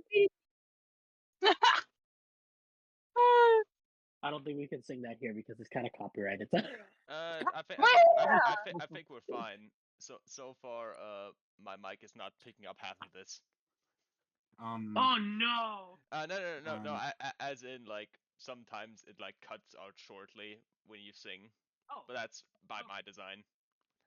okay. Ah, that's okay, cool. Wow. So Zoro, you're gonna tackle the magma creature that is currently attacking Karuni, right? I'm gonna actually attack him with my glaive. Yeah, but you're Cool. attacking him, right? The magma creature. Yeah. Okay. Since its attention is turned towards Karuni, you roll this with advantage. Cool. Good thing I did. 31. Hits. Roll me some damage if you'd be so kind. Okay. I got a 14. And then it is also gotta make a con save. 1 sec. Let me do some calculations real quick, if you don't mind. Calculations.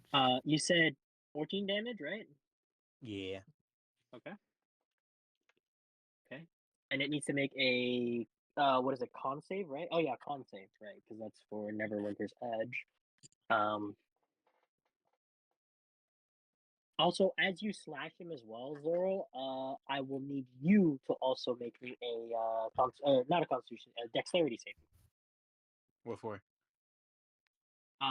The magma blood. Oh, Neverwinter's Edge. That's right. Okay, never mind. Since you have Neverwinter's Edge and you slash him with it, you don't need to make a save. Never mind. Let me make a Constitution save real quick. Either way, aren't I immune to fire damage? You are. I just wanted to. I forgot about that other aspect. It got a. What is the save? Save DC? I think we said 15. 15. It met the 15 mark. All right, cool. That's fine. Okay. Then Zoro's gonna go ahead and attack it again with Neverwinter's Edge. Okay. Go ahead and go ahead and make me an attack roll. Oh wait, hold on. I fucking take it. 30. Hits. Roll me some damage if you'd be so kind. All right, cool. Dang it, I nearly had a 9. This one is a 15, and 15. it also gets Oh wait, that's right. This is also a heavy weapon. Okay, so for the last roll as well, that also gets 6 extra damage because I'm enraged and because of a heavy weapons master. So the last hit was a 20, and then this one will be a 21. So I need to add an extra 6 to the last one, right? Yes. So 6 damage. So real quick. So that's that.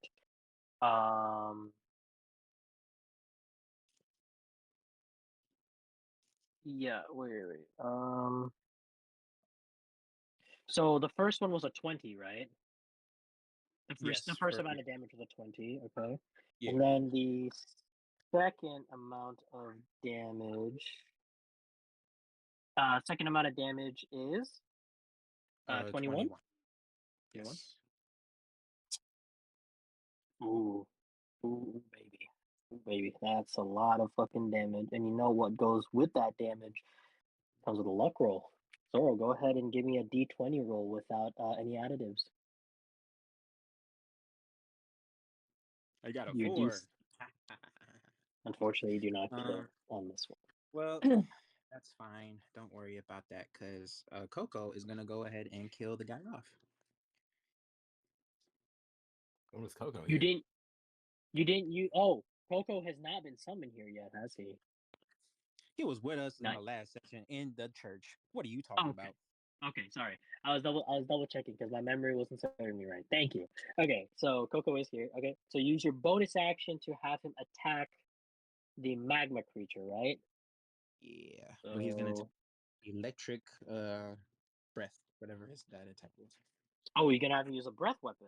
Okay, so let me see real quick. I need to pull up the Hellhound 5E stat block real quick. 5E Hellhound stat block. And then it has the breath weapon, which is 6d6 electric damage. So let me get my d6, wherever the fuck I've placed them here. There it is. So 1, 2, 3, 4, 5. Okay. Oh, but it needs to make a save, Oi. a dexterity save first. Okay. The magma creatures are not very dexterous, I will say. So let me roll a dexterity check with the DC of 12 for the breath weapon. It fails, so it takes the full brunt of the damage. Okay. So real quick, let me just roll the 66. I got 5 here, so I'll throw one more. That's, oh my god. Well, I mean, I don't even need to roll the damage anymore. I told y'all. Zoro, as you have Coco use electricity breath to kill this magma creature, who is within? Eric is barely on. Karuni, I need you to give me a dexterity saving throw. I love those.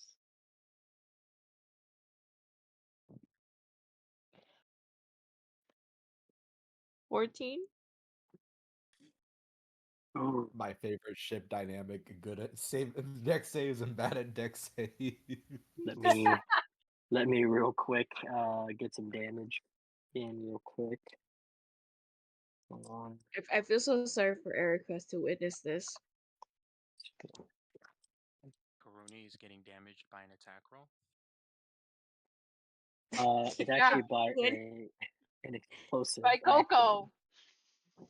Not by Coco. Not by Coco. Not by By Coco. Coco, how dare!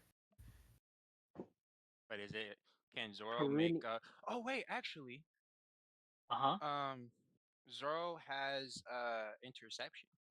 So will he be able to use that as a way to like put himself in front of Karuni to make sure she doesn't get Well, hit? it's not an attack roll; it's a saving throw, isn't Oh it? yeah, that's right. Yeah, that's it's a right, saving I throw. All right, never mind. My fault. So Karuni, unfortunately, since you had failed, Zoro, you see that as you see that Coco uses electric breath, and you see that the electricity courses throughout this magma creature. You see that this magma creature begins to expand, and he bursts, flinging hot magma everywhere. To you, not affecting you because you're immune to damage. However, to Karuni, unfortunately, taking 25 points of fire damage. As you see that a lot of this magma ends up raining down onto her, unfortunately. Okay, so that's one dead. One magma creature is dead. Anything else you do on your turn? I don't think I can do anything else.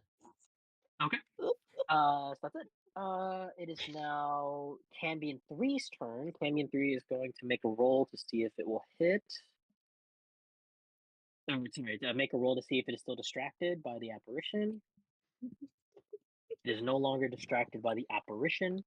And it is now going to make an attack roll to see who, or not attack roll. It's going to make a roll to see who it attacks. Closest Zoro, he will attack you. So Okay. let me make attack rolls for this dear Cambion. Let me see. So the first one, that's only a 12, so that's not gonna hit. And then on the second one, that's a 27, not 20. Holy shit. Okay. So that was a nat 20 on the second one. So now I have to roll the damage for it with 2 hands. So that's what 6. No. 2 d4 8. What was it? This one. So it's 2 of these. Ooh, I will say some pretty bad damage.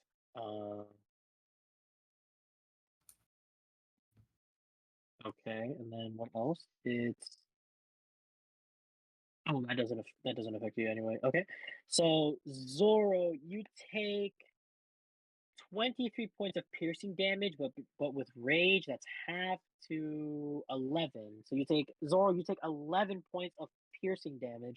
Um, as you as you had your attention turned towards the magma creature that I just recently exploded, you hear footsteps, Zoro, and you are able to like quickly dodge the first strike as you see that this Cambion was trying to like pierce you through the chest. But then you see that it quickly once again just like deftly like twirls and pivots it so that it stabs behind him, and he's able to he stabs you directly square in the chest, dealing 11 points of piercing damage. Ow! What the There fuck, would usually man? be fire damage, but fortunately you are immune to fire damage. So, okay. That's it for the Cambion's turn. It is now Bapruld and Mercurial's turn.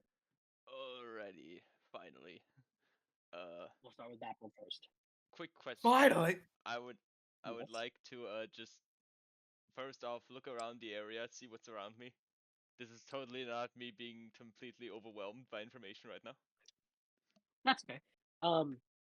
So around you, Bapruld, you are standing by the door with Celeste, and to your left, you see that there is a magma creature about 10 feet away from you, that is currently fighting with Falcaril. And then to your right, you see 10 feet away to your right, you see another magma creature to your right, that you definitely dodge away from. Or sorry, 5 feet away from you. You definitely dodge away from it. And then in front of you, about maybe 10 feet in front of you, you see that there's a Cambion, or you see that Zoro and this Cambion are currently fighting.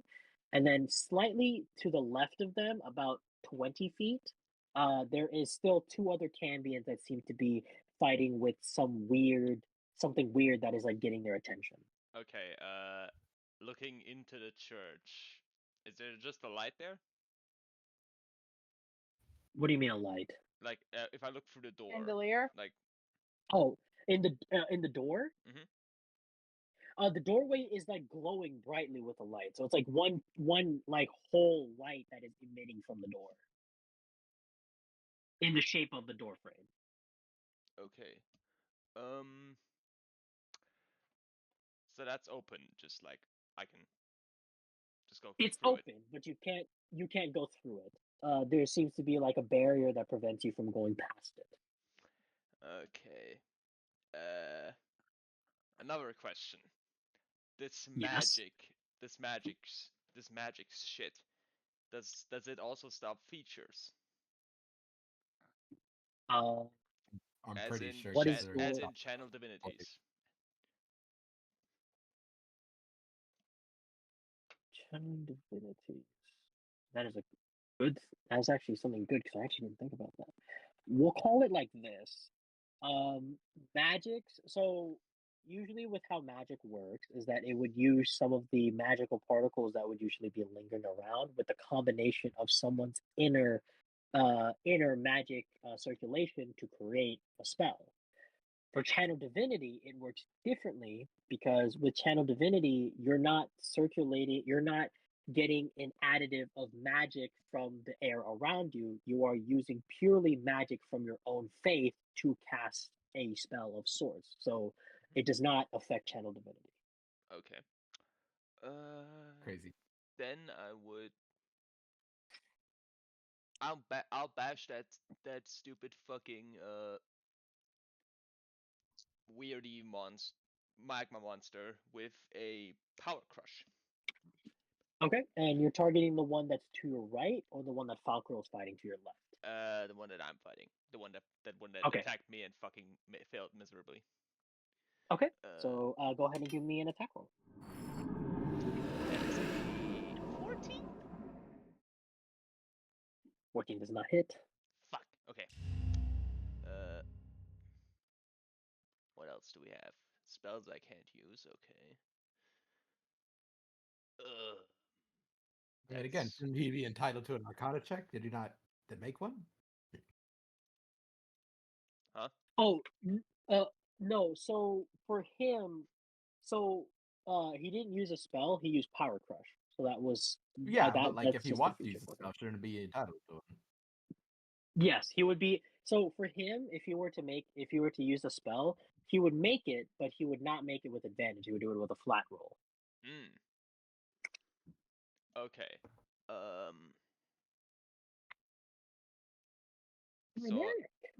So if I want to do a spell, I need to get a check.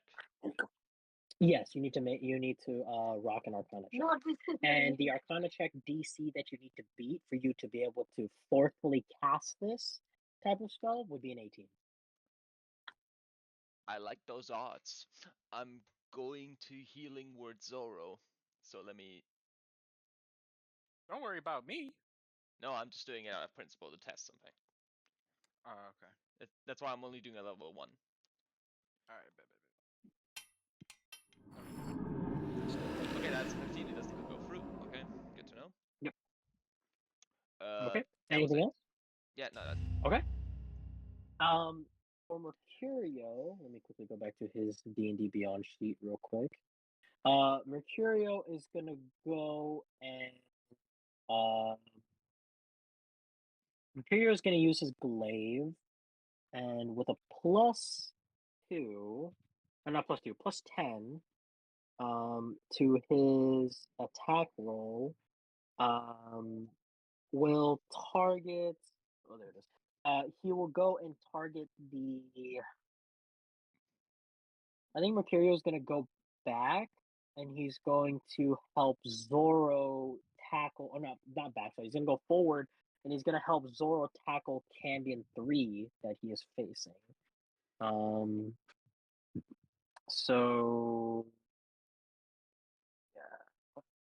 Yeah, so it's Cambion. Okay. Oh no, Cambion 3's dead. Sorry, I'm stupid. I forgot. Yeah, so Cambion 3's dead. My mistake. already. Damn. I think Mercurio instead is actually going to target the magma creature to his right. So he's going to use his glaive. He's got a +10 to his attack roll, and he's going to Divine Smite if it hits. So let me make a roll real quick. This is on magma creature 2. That hits. That's a 21. Let me roll damage. So 1d10. Okay. 1d10 plus 6. So that's 10 damage for the initial swing with a level 1 divine smite, which is 2d8. Yeah, so 2d8. And then since this is this is an elemental. No. Okay, so it's only just 2d8s then. Okay. So just 2d8. So he's gonna make a 2d8 roll real quick. Is that a dealing 2 extra damage. So in total, Mercurio did 12 points, 12 points of damage, and then he's gonna make another roll. See if he hits. He hits Zoro with a. is also going to use his Sentinel feature to attack as well with attack of opportunity. Did it leave your range? No, it didn't leave his range because Mercurio went to the creature. It's within 5 feet of me, right? No, it is 15 feet away from you. Oh, okay, never mind then. Yeah. Yeah, I can't hit Okay, that then. so Mercurio hits with a 28. And he's once again going to use another first level spell slot for damage. So let me roll real quick the damage. So 1d10. That's 11. So that's 11 points of damage. Plus the 2d8s, which will be 11 plus. Oh shit, that's good.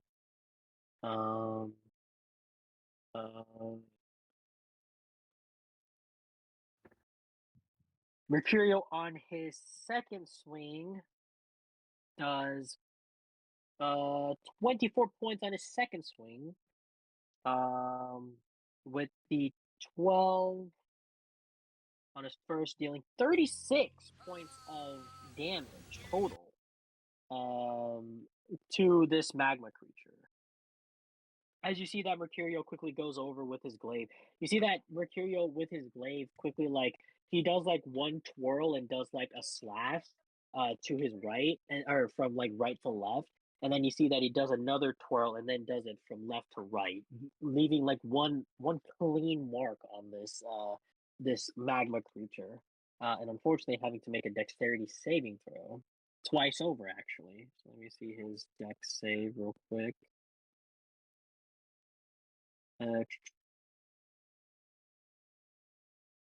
Okay, so let me make 2 dexterity saving throws. Passes both.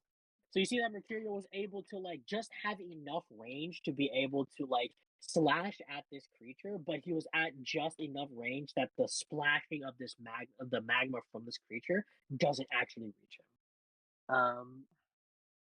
Okay, so that's it for Mercurio's turn. It is Karuni's turn. I'm here. Give me a sec. Who's left? So right now, to you, you have Cambion 3. Oh, not Cambion 3. I keep saying Cambion 3. You have the magma creature across the way, which is about 15 feet away from you that Mercurio is fighting to your right, and ahead of you about 20 feet, or not 20 feet, 25 feet. Bapruld is currently fighting with currently fighting as well with the magma creature at the other side of the church. I'll beat you good, you filthy bug. He's And got then that. I don't gotta worry about him. and then to your right, a bit like a bit more to your right, about 10 feet. There's currently still two more there's still two more Cambions that are fighting apparitions. Considering that she fucking got decimated by the magma creatures, I think she's gonna target one of the Cambions. Okay, which one do you target? 5 or 6? Is which one is closer? They're both within range. They're both at the same range from you. So it's up to you which one you want to target. Let's go with. Thank you, Car. Let's go with Cambion number 5. Okay. Okay, go Nat ahead. 20. Oh, I was gonna say make it with advantage. You got a nat 20. Go ahead and make some damage, baby. Holy shit! I think this is the most amount of nat 20s we've had in a D&D session. Holy shit, dude! Holy shit! All right, roll me some damage. That's 10 damage for the first hit. Let me roll again. Second one is a 26. You roll that with advantage, right? Because the Yes. apparition is still there, getting his attention. Okay. So that also hits. Go ahead and roll some damage. So 7, so that'll be 17 in total. 17. Okay.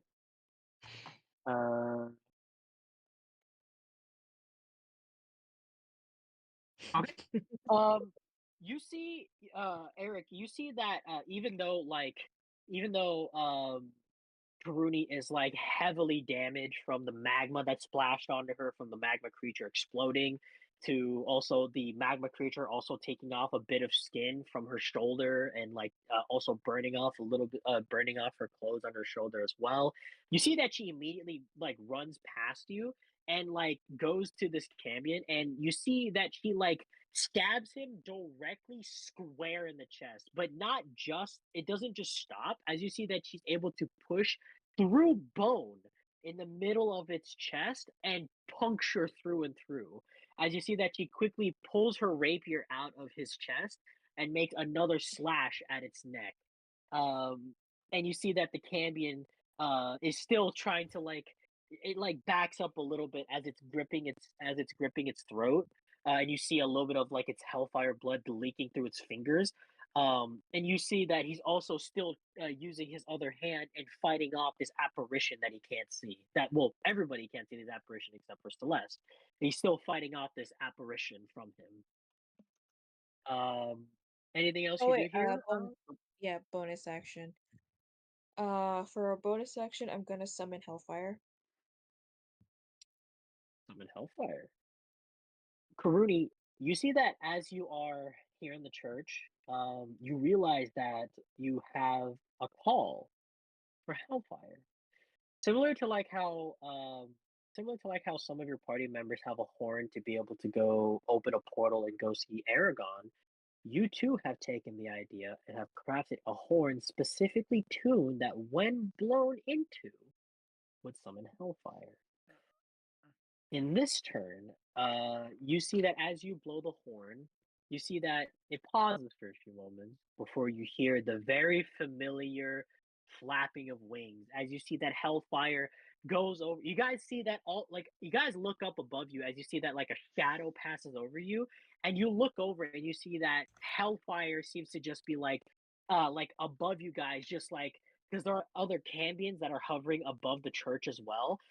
You see that Hellfire is just going at the other Cambions, just like chomping them out of the sky, grabbing others and like tearing their wings off before like flying over to another one.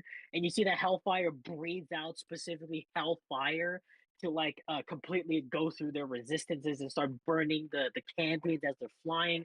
You see that a couple Cambions like crash into the church. They're just like completely burning alive as they are like being burned by this Hellfire. As you see that Hellfire goes over and immediately lands next to you, Karuni. With that, I think once he lands, Karina's gonna like lean against him for support. You see that you lean against him. You see that he immediately takes over to see to your wounds, and he's actually going to heal you. Let me make a roll. Let me make a roll real quick. You get back 7 points of health. As you see that Hellfire used his tongue and kind of like you see that his tongue has like flames on it, and you see that he like licks over your shoulder and it burns for a little bit, but you see that he was able to basically like cauterize the wound a little bit so you're not bleeding as much from your shoulder, gaining back 7 hit points. That's a good boy. If I had a You see nickel that for every time we had a pet that can heal with the lick, I'd have 2 nickels. you see that Which isn't a Hellfire lot, but it's just just that it happened twice. yeah, you see that Hellfire just blows a puff of smoke in your face as he smiles. Anything else? No. Okay. It will be so it's the Cambion's turn. Let me see if the Cambions are still distracted. The other Cambion gets advantage because it was originally attacked. So Cambion 5 gets advantage on this roll. So start with Cambion 5. Cambion 5 is no longer distracted, and now we get Cambion 6. Let's see if Cambion 6 is distracted. Cambion 6 is still distracted, but Cambion 5 has no longer been distracted. Karuni, as you lean up against Hellfire, you like open your eyes again to see that this Cambion seems to like win this battle against this like invisible warrior. As you see that he like makes this weird gesture and like pierces the sky, and you see that he immediately turns his gaze to you, and he twirls his trident and then holds it next to him and starts walking slowly towards you, and he's going to attack you twice. Let's see if he will. For Mercurio's attention. I was gonna say he's gonna take attack of opportunity from Mercurio, but Mercurio's attention is currently turned towards the magma creature. So let me see if any of these hit you. How close is Zoro to That does. Karuni? Mercurio's like 15 feet. Never mind.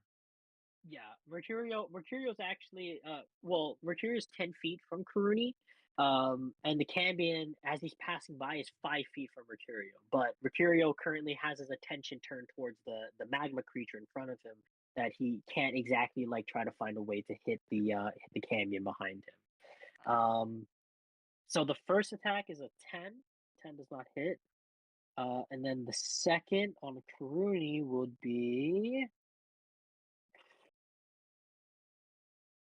Oh, I need to roll some extra damage. Hold on. Real quick. Wait, question Cube. It is not. It is not damage directed towards you, by the way. Well, because it says infuse strikes when another creature within 30 feet of the Drake that it can see hits with a weapon attack, the Drake can use it as a reaction to add 1d6 fire damage to the attack's damage. And this is Hellfire's reaction, not Karuni's. Yeah, but you see the problem. But I'm rolling the damage against the Cambion. That's the thing, not to Oh. you, but to the Cambion, because you rolled a nat 1. Oh. Oh My god. Actually, let me make a roll real quick, because I have a special event that might end up. Damn it! I dropped my D20. Fuck! No! Oh, there it is. Pick it up. Okay, let me make a roll real quick. Special event. 2 players roll nat 1. Roll dice off. Loser gets thrown off the stage. Like Soul Calibur. Karuni, 1 second, real quick. I just need to do something real quick.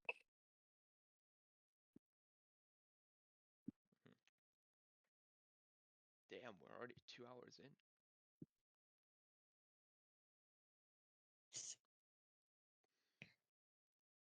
Lino, I'm here. I'm awake. did you see my messages? No. I did. I do. So Karuni, as you see that this Cambion, like makes a strike towards you. You're able to dodge it even in your injured state, but you see that you slip a little bit and lose your footing. And as you see that this Cambion lifts his trident high in the air, ready to like crash this trident and pierce you. You see that he moves to make the strike, and you close your eyes and you hear a pierce. But as you open your eyes, you see hellfire blood. And as you look up, you see that the Cambion has been pierced through the chest by a dagger. And you see that the dagger goes up the Cambion's back, or up the Cambion's chest, and completely splits the Cambion in half from the chest up. As the Cambion falls backwards and is completely dead, and you see that a new person stands in front of you. If you would like to go ahead and give a small introduction, dear Lino, to your new character. I think that she would just look at Karuni and she would just be like, "You're welcome," and then nod, and then can put her attention back towards the fight. For you, Lino. Oh, are you not going to give like a small descriptor of your character? Oh, what she looks like? Oh yeah. Yeah. Duh. And the name, of course. And her name? Well, okay, maybe not her name, but a description of your character. It's not So like you we see, don't know like, already. can you actually fucking fuck off, Zoro? Suddenly, I know where you live, and suddenly you don't exist anymore. Okay, that's nice. But you see, like, sort of, I don't know, she's got white hair, but also black hair, and her eyes are purple, and she's not, like, too tall. She's, like, average. And she's all in, like, dark clothes and stuff, and she's cool. I like her. Emo gay. I'm sorry, coming from you is crazy. Emo code. I will send. I didn't even do it. But I will send. Lino, your character looks over at one of the apparitions, and you see that one of the apparitions looks at you and responds saying, "Did you make it in time?" She's gonna nod her head and she's like, "Yes, but I do hope that they actually heed your advice soon." I hope so. No. You see that the apparition looks at you and responds and says, "I hope so. I will be arriving shortly." forgive me for my lateness. As you see that the apparition gives a bow before the apparition disappears, leading to a new person in the fight. Go ahead and roll an initiative for your character, Lena.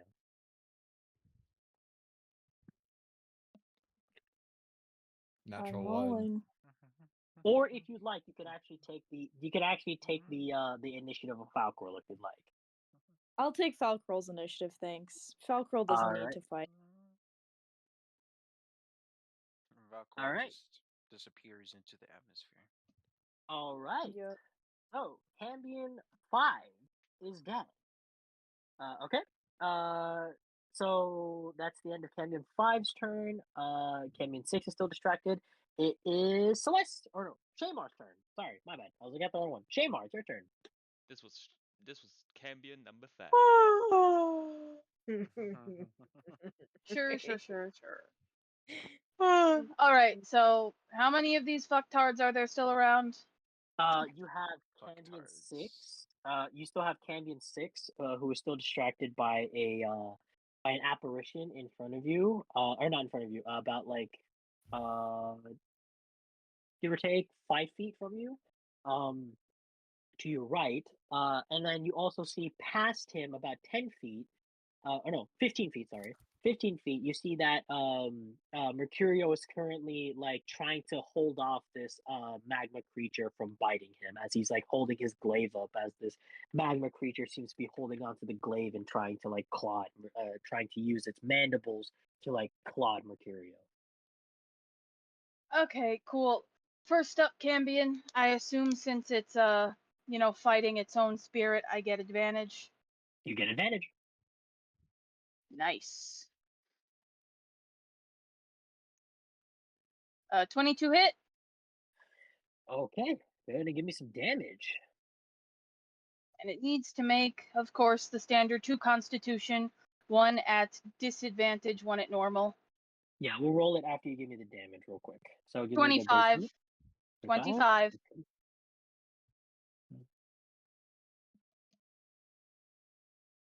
Okay. And then 2 Constitution saves. Let me make a roll. We'll do the disadvantage one first.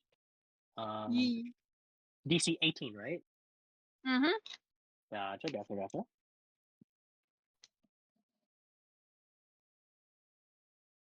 ahead and add extra damage to that because that's a nat 1. Okay, and let me real quick. Well, while you're getting the damage, I'm gonna go ahead and roll the other Constitution save. How much extra That- damage do I roll for it? 2. 1 extra die for damage. Okay. So yeah, whatever die you use for damage, add another one to it, and then add up all those together. Okay, so I did 25 with my attack and 10 poison. Okay. So 35 total. Yep.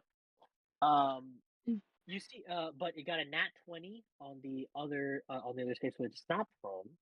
Okay, but that one was just so that way it didn't topple. So that's all.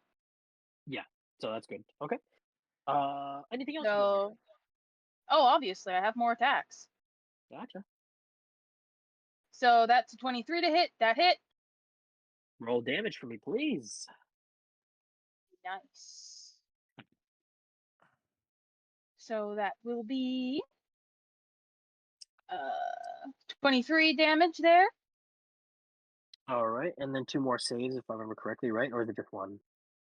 Nope, 2. 2. Okay, same thing. 1 at disadvantage. Oh no, both of them at disadvantage because it's poison. No. Wait. What are you doing? What do you mean? I was gonna say it only takes the poison damage once, but then it is poisoned. So it gets the poisoned condition. Yeah. Oh, does it? Oh, it only gets poison 1. Okay, so now it just needs Yes. to make a save for if it topples. Okay, gotcha. Yes. Okay. Yes. Yeah, I got confused about it like that. So just Yeah, to I see if had it a topples, feeling. but it rolls disadvantage because it is poisoned. That is a natural 2 plus 3. That's 5. Fails. Okay. So it's Yeah. toppled. So It's toppled, and it also takes 21 more points of damage.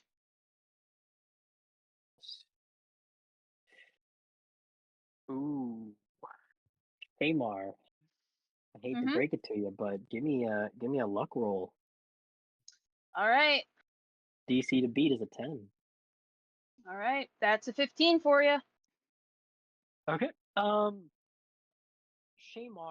as you are fighting this Cambion, and you see that you like, you pierce, slash, and you stab this Cambion. But when it gets to the point that you like trip this Cambion, like as you were fighting this Cambion, you see that you were backing this Cambion up more and more. And then when you toppled this Cambion, you see that this Cambion actually topples and falls into one of the lava geysers that the magma creature came out of, and you see that it just completely gets absorbed inside of this magma, being completely engulfed in it in one fell swoop. All right. It's just gone. Then, It's nice. dead. Then, okay. How far away is the magma creature? The magma creature from where you are standing now is 5 feet. You are basically now in combat with it, with Mercurio. Perfect. All right, then I'm gonna use my fun little force attack, and I'm gonna hit that with. Does a 21 hit? Hits. Roll me some damage. Yes, indeed. So that will be. Ooh, that'll be 23 there, and it needs to make me 2 Constitution saves. 2 Constitution saves. 1 at disadvantage. Okay. You said 21? Yeah, 21 to hit. Oh, yep. Oh, 21 to hit. Okay. What is the damage actually? Because it doesn't have a lot of health left. How much damage do you deal? All right, hold on. I have to go find it. I just told you. I got 23 damage. Shamar, as you see that Mercurio is struggling to try to get this Cambion off of his to let go of his his glaive, as you see that the magma creature gets closer and closer, and just as its mandible was just about to touch his right cheek, you completely pierce it through its skull through and through, and both you and Mercurio need to make dexterity saving throws. Mercurio at a disadvantage. So, well, funny fun. Yep. That's a 24. 24. Okay. Let me real quick see about Mercurio. It's rolling it at disadvantage. So let me see what he gets. Oh, wait. Oh, shit, just barely. Okay. You see that as you pierce the skull through and through, impale it through and through from one temple out the other of this magma creature, you see that this magma creature able to just quickly, even though Mercurio was this thing was expanding literally right above him, you see he was able to quickly pull his glaive away and just get out of distance as this magma creature explodes. Both of you not taking any damage. Let's fucking go! DC to save was a 15, and Mercurio just got a 15 because he got a 12 plus 3 from his dexterity. So he barely has a plus 3 dexterity. He's a paladin. As a saving throw, yeah, just barely out of the way. Okay. Anything else you do on your turn? How many other creatures are still left? Magma creature 2 is dead. So as of now, there's only magma creature 3. That is attacking. Or sorry, there's magma creature 3 that is currently in a battle with Falcoril at the back of the church, over by the golden door. And then you also have magma creature 4. Magma creature 4, which is the one over on the side that was originally close to Peruni before she went to the other side of the room. Okay. And how hurt are both of those?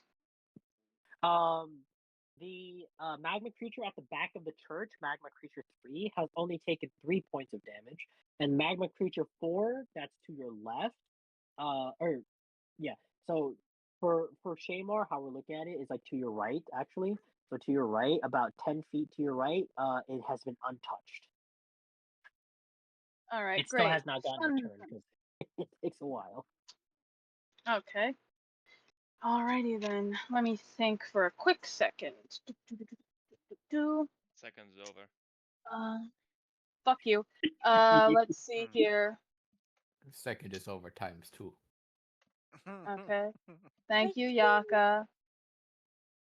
Alright.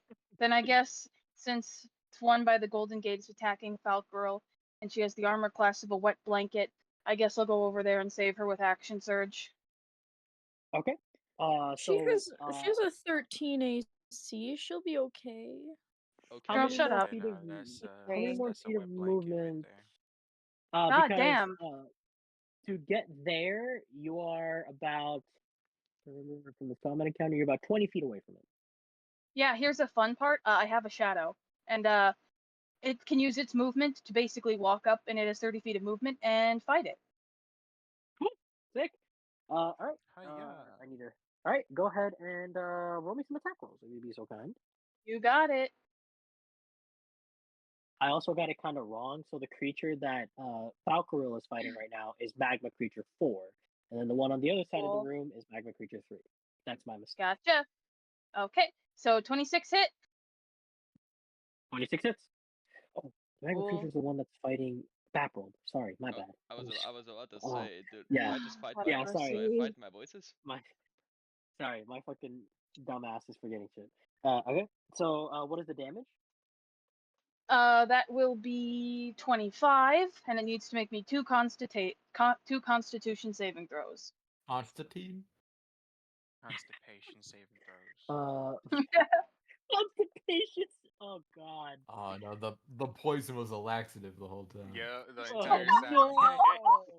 Jeez. Ugh. Out of the way, magma creature. Either the cliff gets it or you get it. They should start shitting out Alright, crystals and so stuff. we'll do the disadvantage saving throw first. So Yeah. that's we got a nat 20, but I also got a 4, so it fails.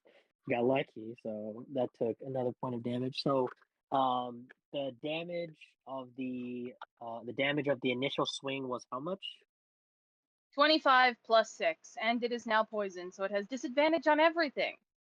40, So now it is 31 in total. 31 in total. 31. Okay, and then I need to make another save. Now at which is disadvantage. also disadvantage, yeah. So let me roll those real quick.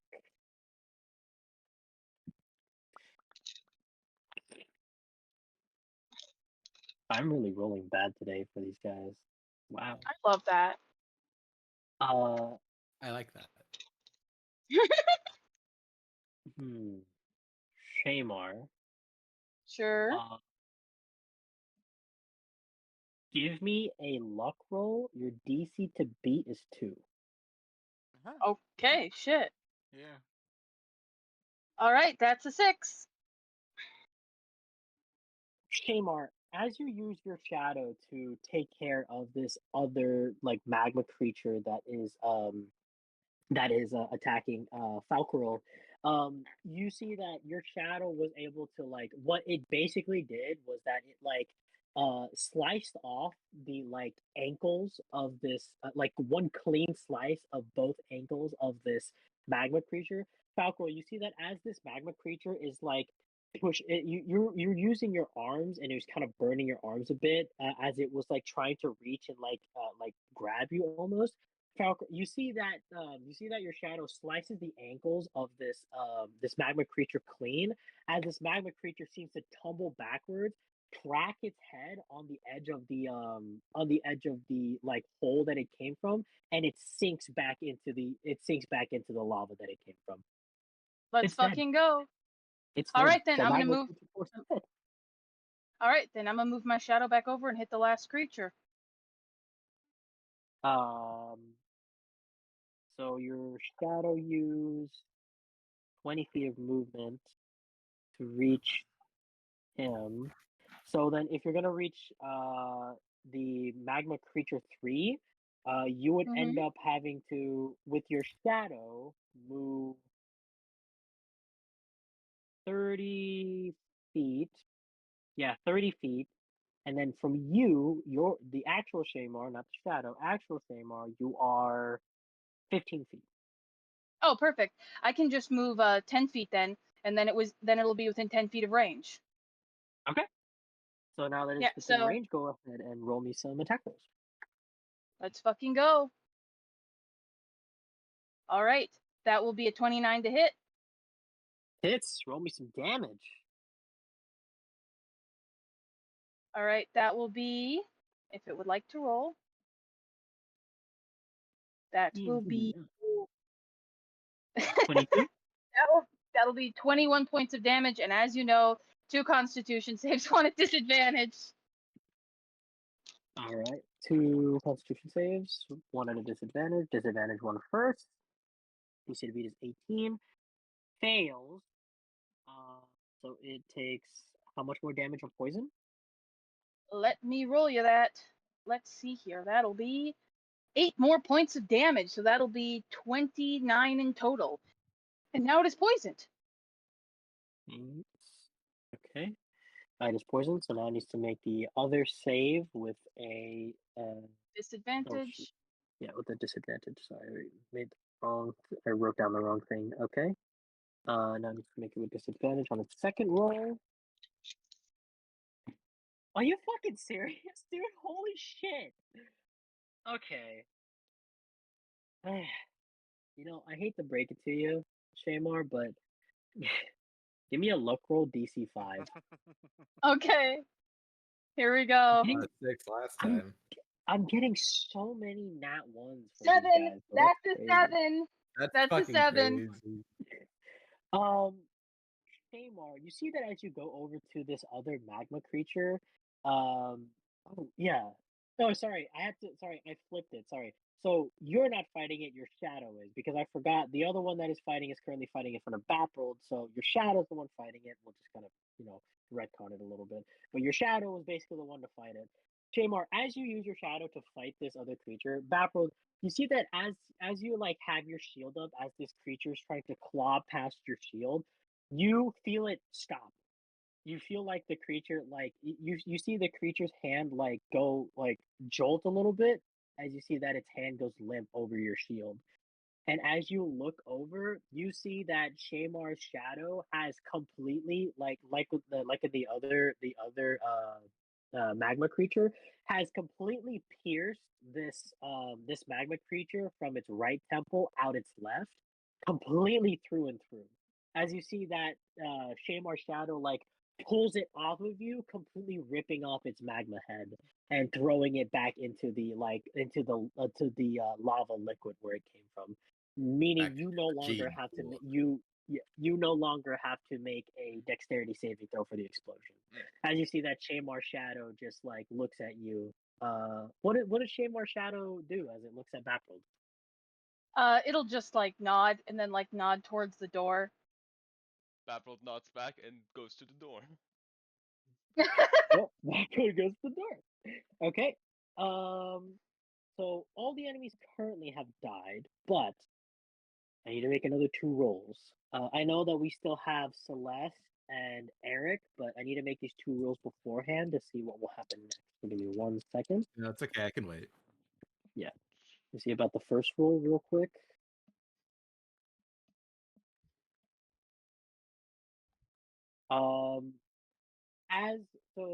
Shamar, as your shadow kind of gives a nod to Bapruld, and Bapruld goes over to the door.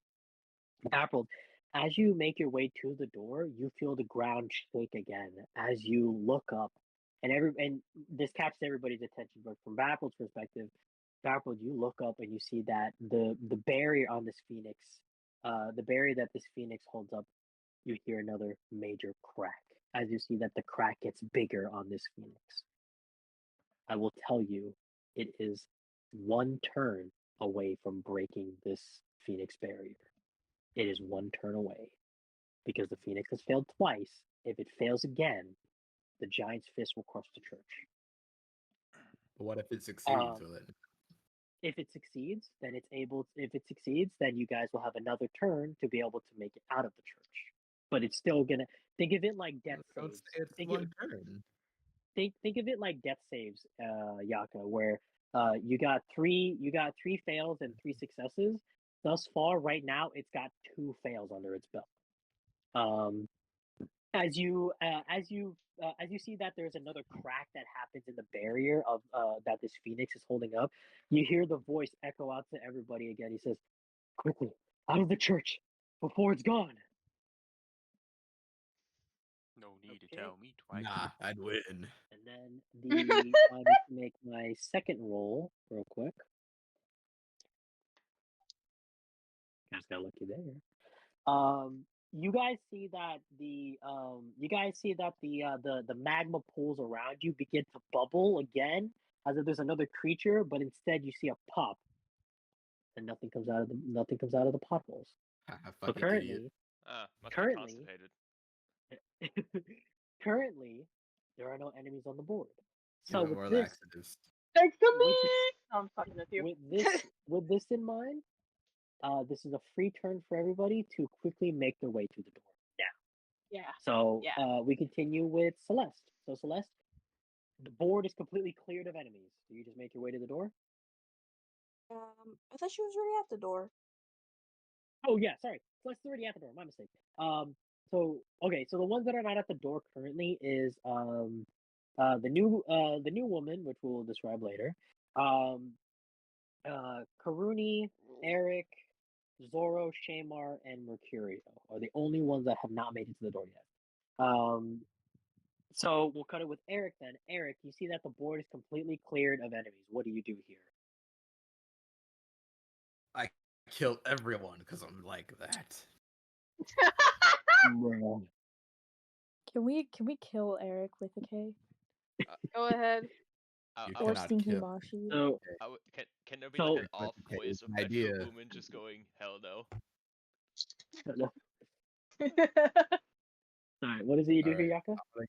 I'm gonna go to the door. I'm not gonna leave just yet. Because Yeah, I have you a can't- plan. Yeah, you can't leave anyway. Because like okay, so Okay, then Eric, I leave when because you... I've been told I can't leave. We get Fuck it. you. We get it. We get it. We get it. Okay. So you make it over to the door with everybody else. New woman. I'm not gonna give a name. You know who I'm talking about. Lino, your new character.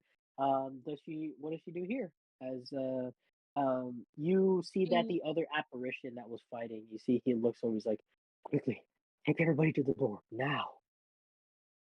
She'll like nod her head at the apparition, and then she'll like head over to the door and be like, everybody please follow me. Okay. You're very spoken for an intense situation. Zoro.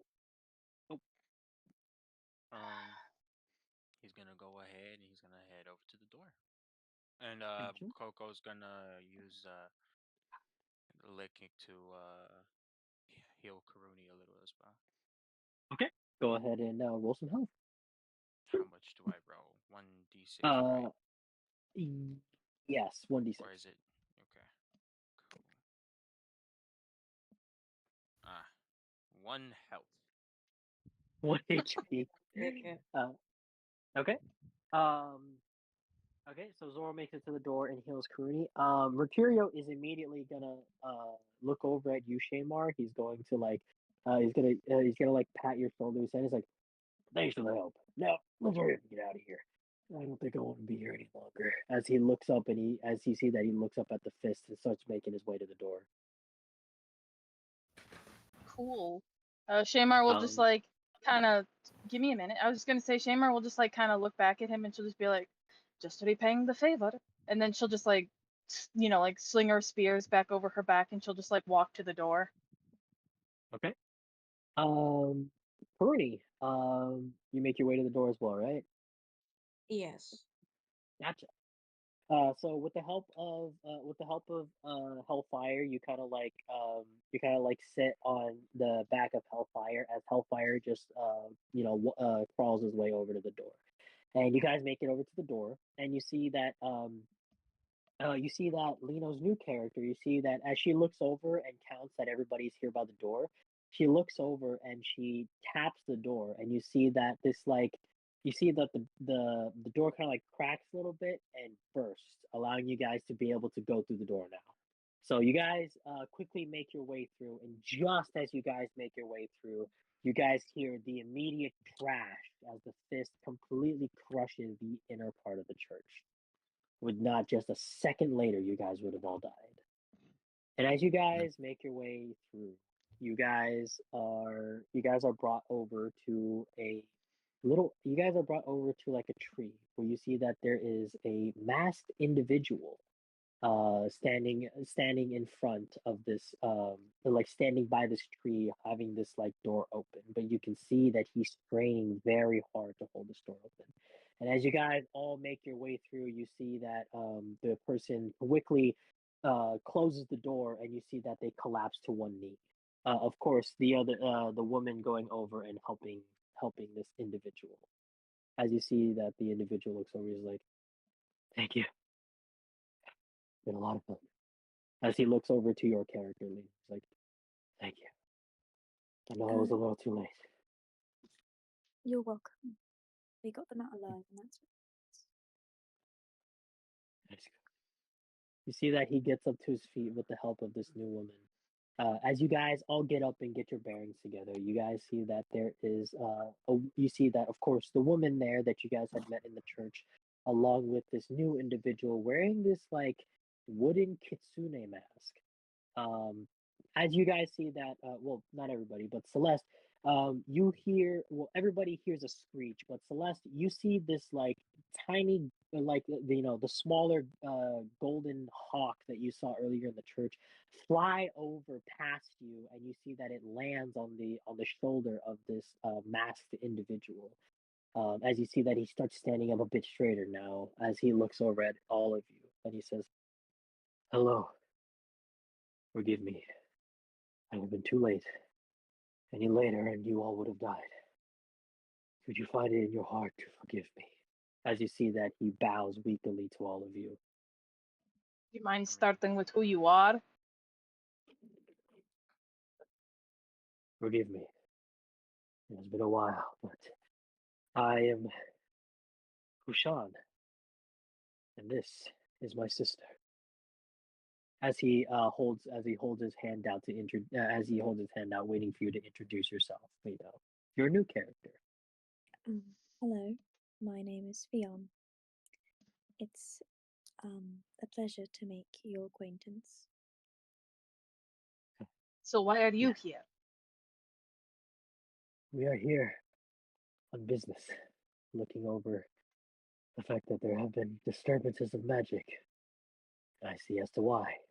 As you see that he looks over past you guys turn around, and you guys see in the distance the large volcanic creature that seems to have crushed the church that you guys had just seen minutes prior. That seems to be like roaring loudly and starts ripping out the ground from beneath him. As you guys look back, you guys see that the man looks over. He says, "Forgive me for my due I diligence, could but survive that. I was investigating a little bit of disturbances of magic in this area, and unfortunately my findings came up moot. That was until, of course, I felt another surge, and I seen you all here. I had sent my sister to go and save you all, and I see that there is one among you who is like me." As you see that the person in the kitsune mask looks at you, Celeste. As you see that the hawk on his shoulder flares out its wings and screeches loudly in the air proudly. As you see that he looks over, he says, "I see there is another one amongst you who is also a descendant of Astra, I believe, correct?" Oh, I'm guessing you are too. "Yes, indeed. Soon you can see my familiar, Geralt. As you see that the hawk kind of like gives you a bow.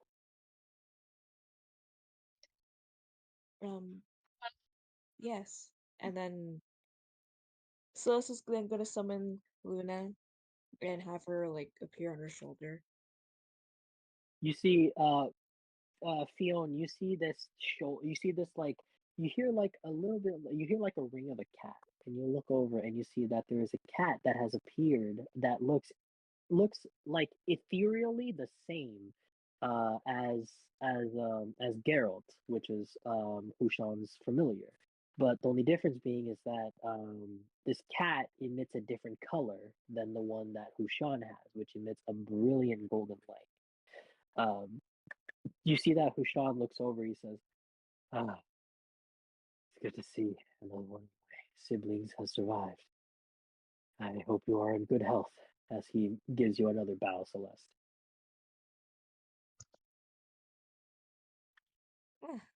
I Oh, so this is, I guess, a family reunion.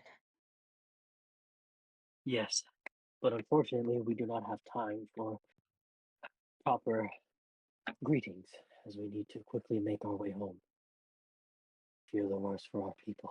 As you see that, Hushan looks at you worriedly, Fiona. He says, "The others have made it to the city. They are fine. However, I have grave news. The others with the crystals have made their way out, and they are on their way to deliver the crystals as we speak." Now slow down. We're not going anywhere with you yet. For once, he is right. What is going on here? I will explain to you once we make camp. Unfortunately, using No. too much of No, my power for how about you tell us now? How about you tell us now? I wish I could, but you see, you hear him groan in pain as you see that he grips his chest and collapses to one knee. As you hear him hack and cough loudly, and you see beneath his kitsune mask, you see blood start going down the bottom of his neck. He says, "Too much power was drained. We need to make Oh, trust me, it can get a lot worse. Please, know this. I am not your enemy. Please." As you see that more blood seems to start like flowing down from the bottom of his mask down his neck. Any specific reason you wear the mask, then? You ugly. You see, Coming from you see that Eric is Hushan, fucking crazy. You ugly from Eric is a crazy ass fucking statement. Hushan just looks up. He says, "Unfortunately, I have many scars from my upbringing." As you see that he looks over at you, Fiona, and says, "Please, make camp. Get the medicine prepared." I will do. Just please take care of yourself. If you need anything, I will do what I can. Thank you. You see that Fiona helps him kind of like sit in a proper position by the tree as he is now sitting by the tree as Fiona seems to start setting up camp. And as you look at him, Celeste, you see that the hawk is now sitting in the tree. But then you see that the hawk flies over and it like lands on your shoulder, and you can feel it. You can feel this like very warm and vibrant, brilliant light emitting from this bird. As you can feel a small voice in your mind that says, "Please tell your friends I'm only here to aid you, but for right now I need rest. Too much usage of my power has made me weakened, and I need to recover. We'll tell them everything in due time, but please have them stave off their anger for but just a few hours. For just a few hours, please." I'll try. You see that the bird gives you a bow when you hear the voice again say, "Thank you." as you see that the bird dissipates and slowly disappears into these small little motes of light and disappears completely. As much as we can sit here and play 20 questions to our dear saviors, I think it's best that we just be patient and rest. We've already done enough of a battle. We don't need to continue on. Shamar Doesn't is seem to gonna be a threat teleport anyway. back. God damn. I was gonna say, Shamar's just gonna teleport back to the previous area they were at before they came to Fortuna, the place with the crystals and shit. She's gonna check on Estelle. Okay. As you so we'll continue with Shamar for just a brief moment. Shamar, the thought of Estelle immediately clicks into your mind, and you immediately disappear as you feel the magic start to as your magic senses finally come back, and you immediately teleport back. And as you make your way back to the village, you immediately take the pathway back, and you see that Estelle is still there at the cart with everybody. As you see that Sir Christian looks over and says, "There's something wrong." Not here, but soon. There is something going on in Fortuna, and God have mercy on all of our souls. Let us just say that it appears your worse half is looking for you now. Where do you think is a safe place for you? You see that Estelle looks over, is like, "Oh, I don't know if if he still has his if he still has Azathoth with him. Azathoth will continue to hunt me until the ends of the earth. So I don't know what could be safe. The only safe place I could think of right now is to be anywhere with you guys, because I know you guys can be able to take Azathoth, but in terms of any place for me to stay on my own, there's nowhere. Azathoth will find me no matter where I am." Well then, we have our plan of attack. And she'll just teleport Sir Christian back to fucking Ravenfall, and then she'll just take Estelle with her back to the group. You see that Tao gets out from the cart, tending to the wounds of the other guy. He says, "Oh, Sister Shamar." You see that he goes down. He says, "Is something wrong? What's going on?" Nothing much. Just take the cart and go back to Ravenfall. We'll be back soon. Just here, I'll teleport you. And she'll just teleport Tal back to Ravenfall. You see before you teleport him, you see that he backs up a little bit. He's like, "No, I said I would go on this trip to help you." No, this is not for you to worry about. This is something entirely different. You do not need to be involved in this. You are going home. "But I want to help. I came on this trip to help you guys. I want to And be useful now I too." am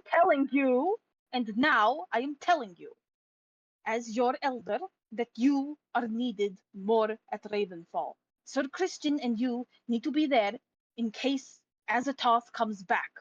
That is where you are needed now. But I know you want to help. And that is a wonderful thing to have. But you do not need to be in the middle of the fighting, okay? Leave that to us. you see that Tao kind of has a defeated look as he just willingly steps forward, waiting for you to teleport him. Shamer will just like kind of pat him on the shoulder. And she'll just be like, don't look so defeated, for God's sake. Listen, you're very valuable to so many people. None of us could afford to lose you. Trust me when I say you are worth so much more alive than you could ever be dead. Shamar, roll me a persuasion check. Oh, joy. Here we go. Oh, now you want to leave the kids at Oh. home. Okay. Nat 20. Nat 20. Okay. You see for a moment that Tal just looks away and you can see that he's balled. He balled up one of his fists in anger. But then you see that he lets go of his balled fist as he just looks over at you. Now, with a determined look, he says, "All right, all right. Just take me back to Ravenfall, and I'll cooperate. And I'll cooperate with Sir Christian and see if we can try to set up defenses." Thank you. And Shamar will just like kind of put, like she'll kind of like think about something for a moment, and she'll just kind of like grip Cal's shoulder, like as she's going to teleport him, and she'll just like kind of lean in and like give him a hug, and she'll just kind of like whisper only to him so only he can hear it, and she'll just tell him, she'll just be like, "You are the only reason I know what love is. Never forget that." And before he can ask any questions or say or do anything, she'll teleport him back. You see that Tal only looks up. You see that Tal only looks up at you with like tears welling up in his eyes before he teleports to before he's teleported to Ravenfall. As you see that Estelle looks over, he says, "Will he be okay?" Of course. Trust me when I say I have nothing but faith in my brother. As for you, this is a battle that you must fight. That is why you must go. Okay. Yeah, I'm ready. You see that Estelle looks at you with a determined look. He says, "I think I'm ready." All right then, let us go. And Shamar will teleport Estelle back to the group. Okay. We'll cut back to the group, and this will be during the time that Shamar is gone. So when Shamar teleports and is gone, what is it that everybody does first when she is gone, and Fiona is currently like setting up camp?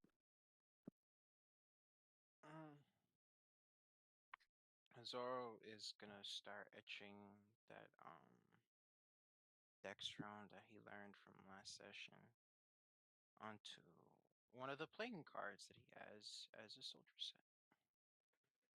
All right. Uh, anyone else want to have like a specific thing that they're doing while Shamar is gone? I think Crudy's just gonna be resting with Hellfire. She's gonna mostly just tend to her wounds. Okay. I'll kind of make it a bit more specific. You see that as you see that Hellfire lets you down from his back, you see that Hellfire immediately like wraps. You know how dogs like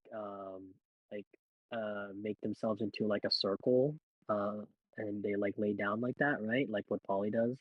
Um, that's what Hellfire does, but he makes sure that you're in the middle of it, and then he puts his tail and his wings over you to make sure that you're protected. Oh, that's sweet. That's sweet. He's a Newfin. He is. I'm I gonna. thought Hellfire was a girl. No. Hellfire's a gay. Yeah. I'm gonna keep a very, very close eye on the furry. Okay. So you're just gonna keep watch of Hushan. As you look at Hushan, you see that Hushan is still breathing heavily, but you see that he looks like he's like lost all motor function in his body. Right now, you can hear him just breathing heavily, trying to what sounds like he's like heaving hard to kind of catch his breath.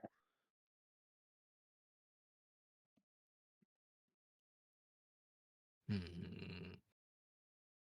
gonna kill him. Anyone else want to do anything specific? Yeah. Bev will pretty much just sit down on a rock and just like stare at his mace. And it's just, I've never thought of doing this. If you can hear me, whatever you are in there, blink once.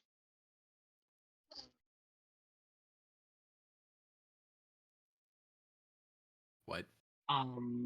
It's Ouija board core. Rose playing Bapruld, Ouija. Bapruld, you get no response. With a shot. No, With a old shot? man, I'm not giving you control. No, you lost your chance. Fuck you too. That's it. Okay. Anything else?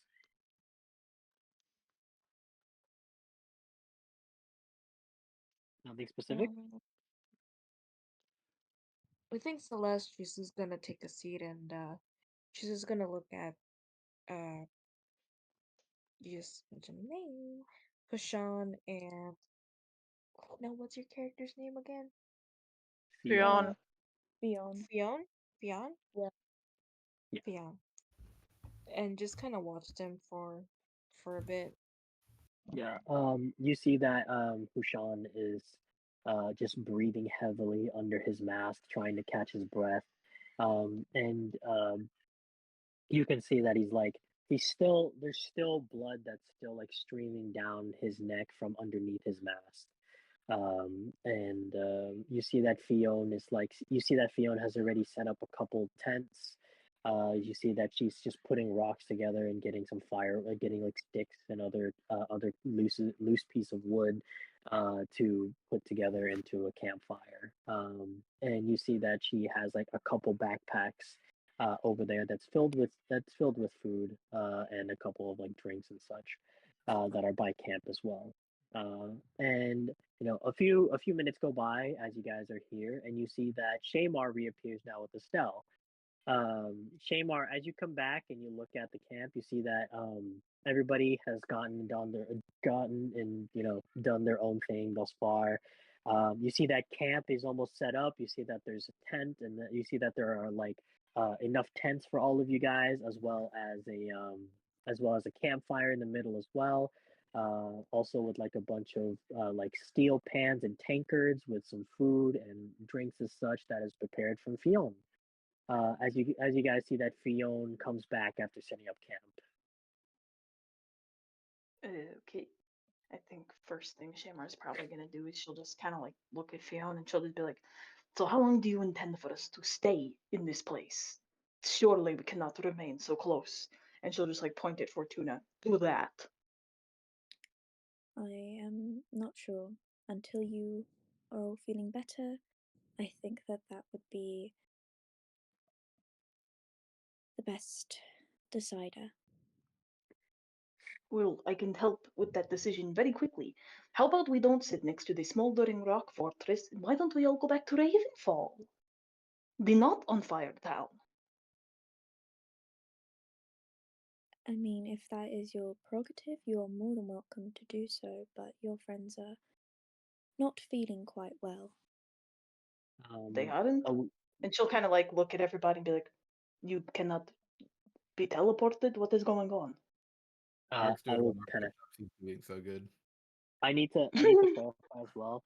So Fionn, you know that when your brother uses up too much divine power, it takes a very heavy toll on his body. That any type of magic that seems to be used around that is used either on him or close enough to him could end up damaging him more. So he ends up becoming something very fragile if he ends up using too much divine magic. Which in this case, in order to help them, he ended up having to overexert himself more than usual. I just would advise you, for not only your own sake, you took a couple of hits, I'm sure, but also for the sanctity of your friends and those around you, that you take some rest. Well, firstly, I did not get hit per se. I am much stronger than that, thank you. And secondly, speak flatly, speak plainly. What is wrong? None of them look that hard. And would it not be better to get away from the chaos? What is it you were trying to say?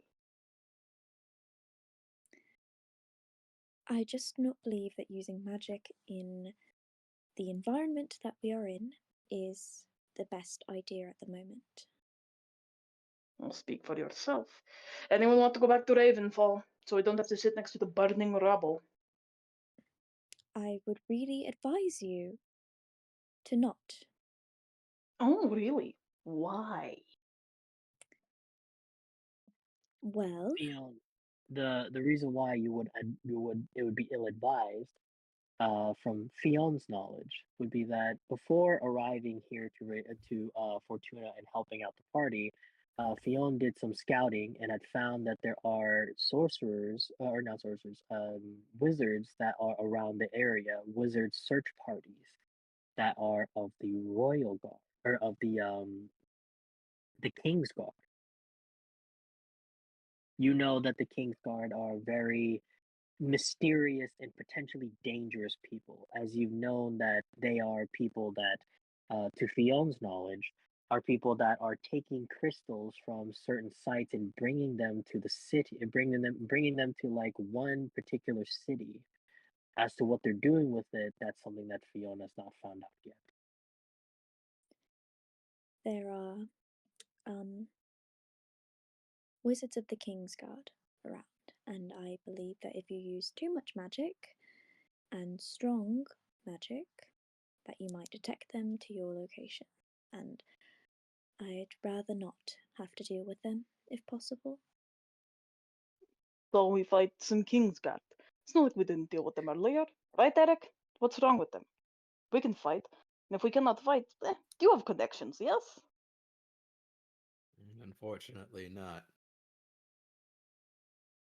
Oh, so is that not your one use?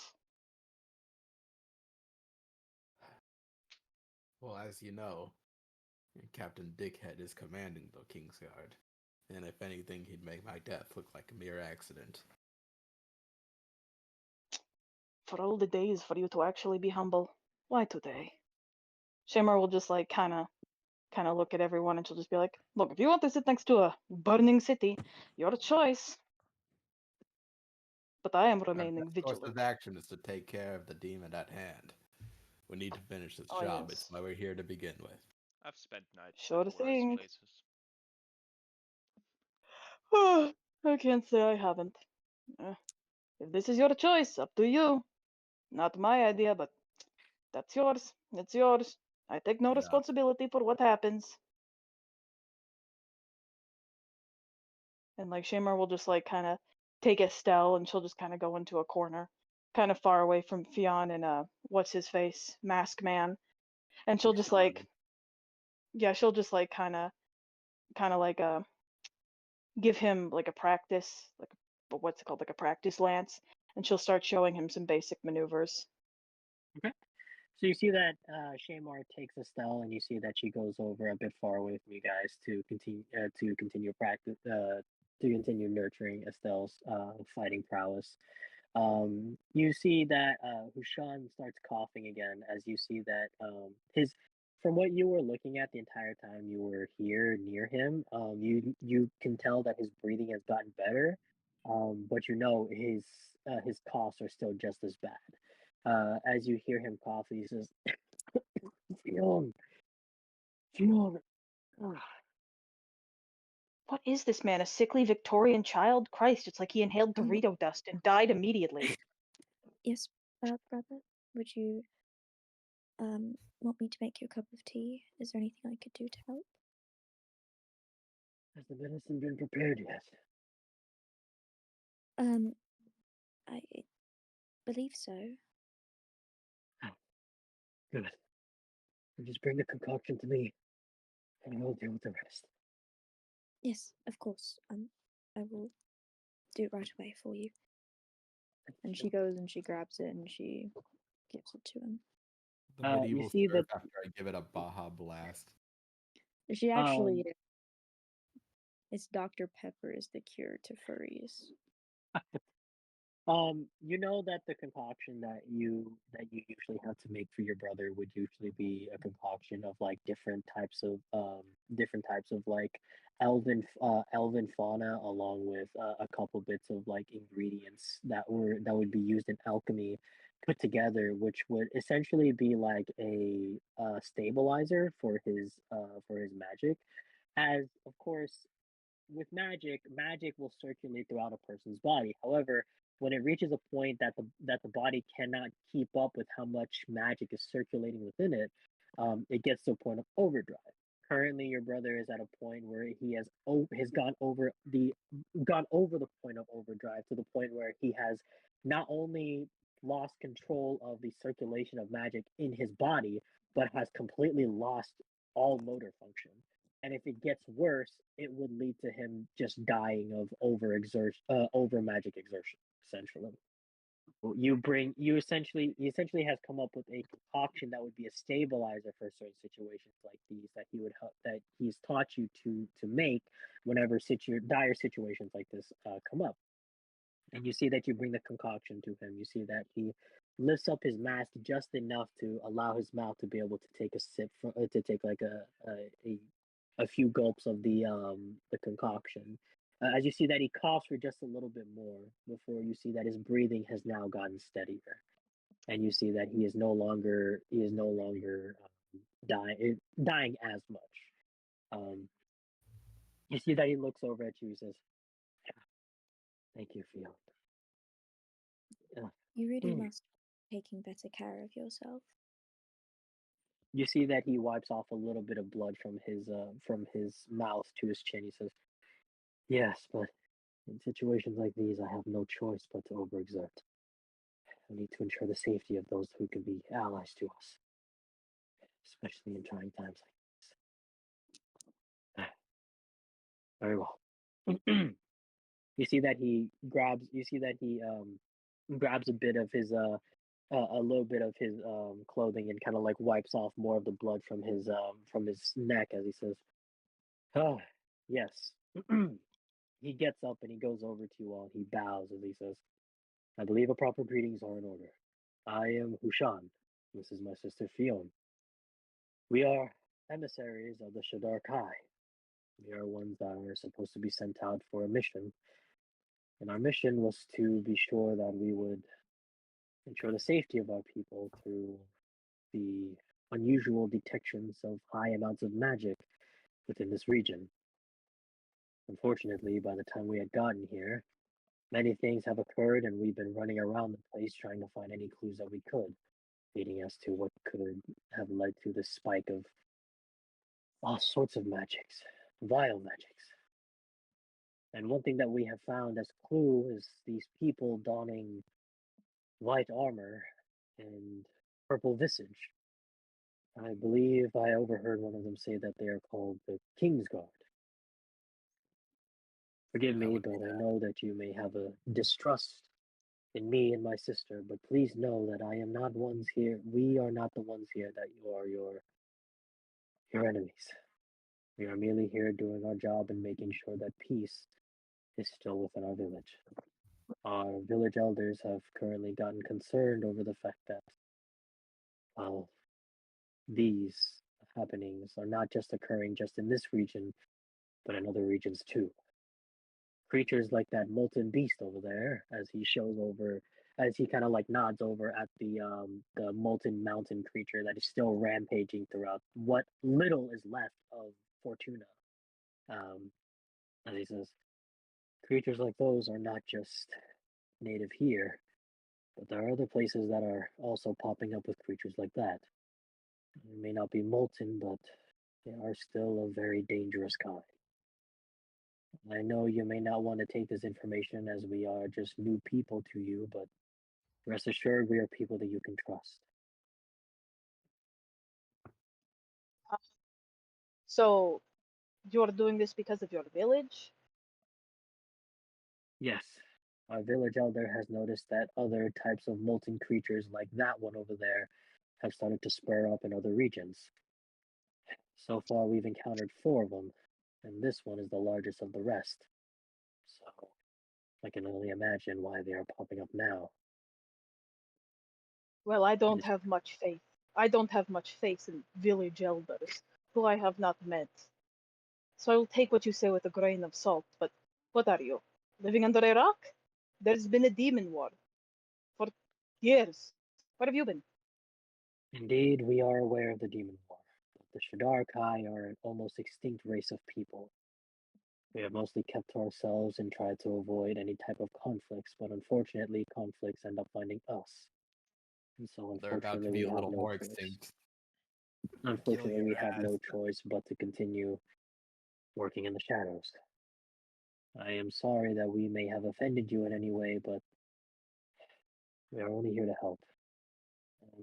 I don't know what other proof I can give to show that we are only just here to help, but if we are to be out of your hair, that is also acceptable for us as well. We merely only came here because I had sensed other divine magic besides my own. As he looks over at Celeste, he says, I had also noticed that a descendant of Astra is also here in this region, and that confirms my suspicions. Damn, she Other really got around, didn't she? other descendants of Astra are also popping up within the regions as well. So far, we've only encountered 3 of them. Thus far, they are stubborn and unfortunately do not intend to work together to stop this madness of these molten creatures coming up from the ground. So, unfortunately, it is only up to I to figure out why this is happening. And I was hoping that with the newest descendant that I have discovered, I'm hoping there would be a cooperation. But if our presence offends you, then we will take our leave. Go ahead and add us to the list. We're not interested. You see that Understood. Hushan kind of like nods. He says, "Very well. It's understandable." Maybe you should let Celeste decide. I don't like them either, but they came here for her, yes? Coming here for her, then they're certainly not going to get her. I No. We do didn't not mean in- in that way. I meant they came here because they sensed they were similar. You should at least let her be the one to decide what happens between us. You know who Let her else handle is it for children of once. Astra? Demons. Yes, but they did save us from a demon. Well, they did their part. We did most of it, let us be real, but we did their part. We did most of it. Did do most of it. Exactly. See, we did most of it, so let them talk their shit, if you will. We did Let them approximately say their piece. 96% of it. It's true, we did do most of it. We did. If you're done with your circle jerk over there, You I do was run a getting to circle the jerk, point. you don't.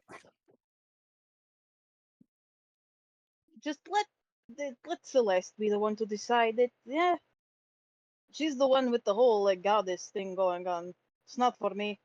Let her figure this shit out. You see that under Husan's mask, he looks at you expectantly, Celeste, as he says, "Will you at least hear us out?"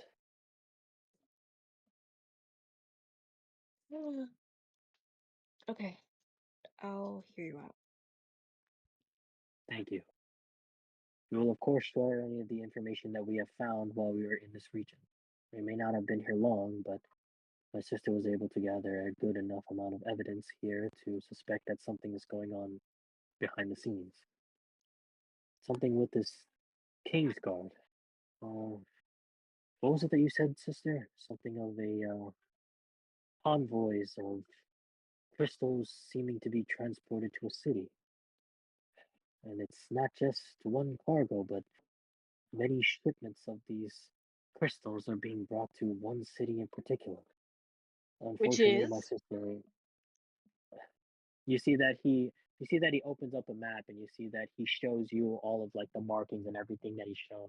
And you see that multiple villages that you guys see are also villages that you've also read about that have gone through attacks of the architect where they have been completely turned into crystals. And you notice that one of those villages you recognize. It's Runswick, the place you guys were just at not too long ago before arriving in Fortuna. You notice that that was also a place where apparently they had also spotted convoys of crystals being exported from the village to a city. Um, and you see that they all lead to one city that is called the Citadel, which is a little off because usually cities would have a type of name that would follow with like a type of tradition of some sort, like whether it be from the name of a royal family or of a specific event that usually would allow the city to incur that specific name. But the city that this is called, it is called the Citadel on the map itself, printed. So this was not any type of changes, but from the map itself, it is called the Citadel.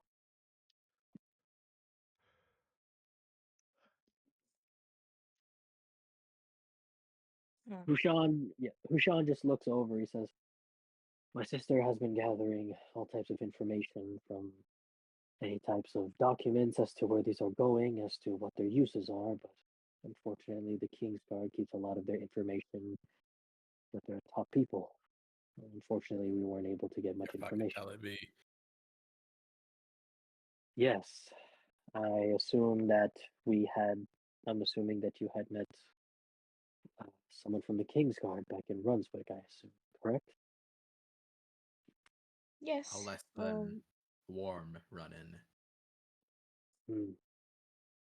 Well, unfortunately, the King's Guard I don't think are trustworthy.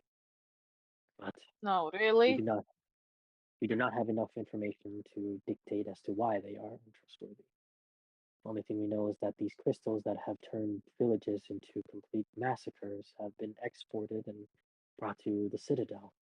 As for what reason they are being brought there, I don't know. Fiona has not been able to get that far, as security and the security in the Citadel is something wholly different than in any other city. Seems like they are using what looks like unorthodox tactics to be able to keep others out. And it seems like only a select few people who have a certain badge are only allowed to enter the city at all.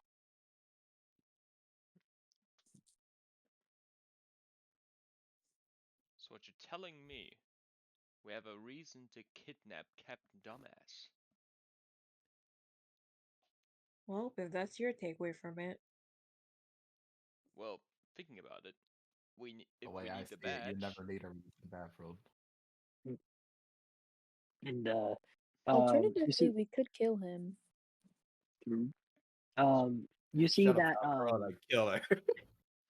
you see that Hushan ushers Fion to grab another bag of his, and you see that he opens up the bag, and you see that he lays out a bunch of like shipping orders, and a lot of the shipping orders that you recognize, Eric and Bapruld. You guys notice that the people who are ordering these shipments of crystals seem to be people of royalty, as you recognize some of the names of these people of royalty, part of like very either like religious royal families or families that come from like very heavy wealthy backgrounds of some sort, or others that came from lineages of warriors. But you recognize that these are people that you guys know have had prior problems with before due to their corruption. I hate rich people. same. You see that Hushan kind of like lays out all of these. He says, "These are some of the documents that Fion was able to collect from some of the outposts that are shipping out these crystals. I'm not familiar with this region, so I'm unfamiliar with the names, but seeing as how you all seem to be natives here, well, some of you, I'm assuming you will be able to recognize these names." I would like to check for a name.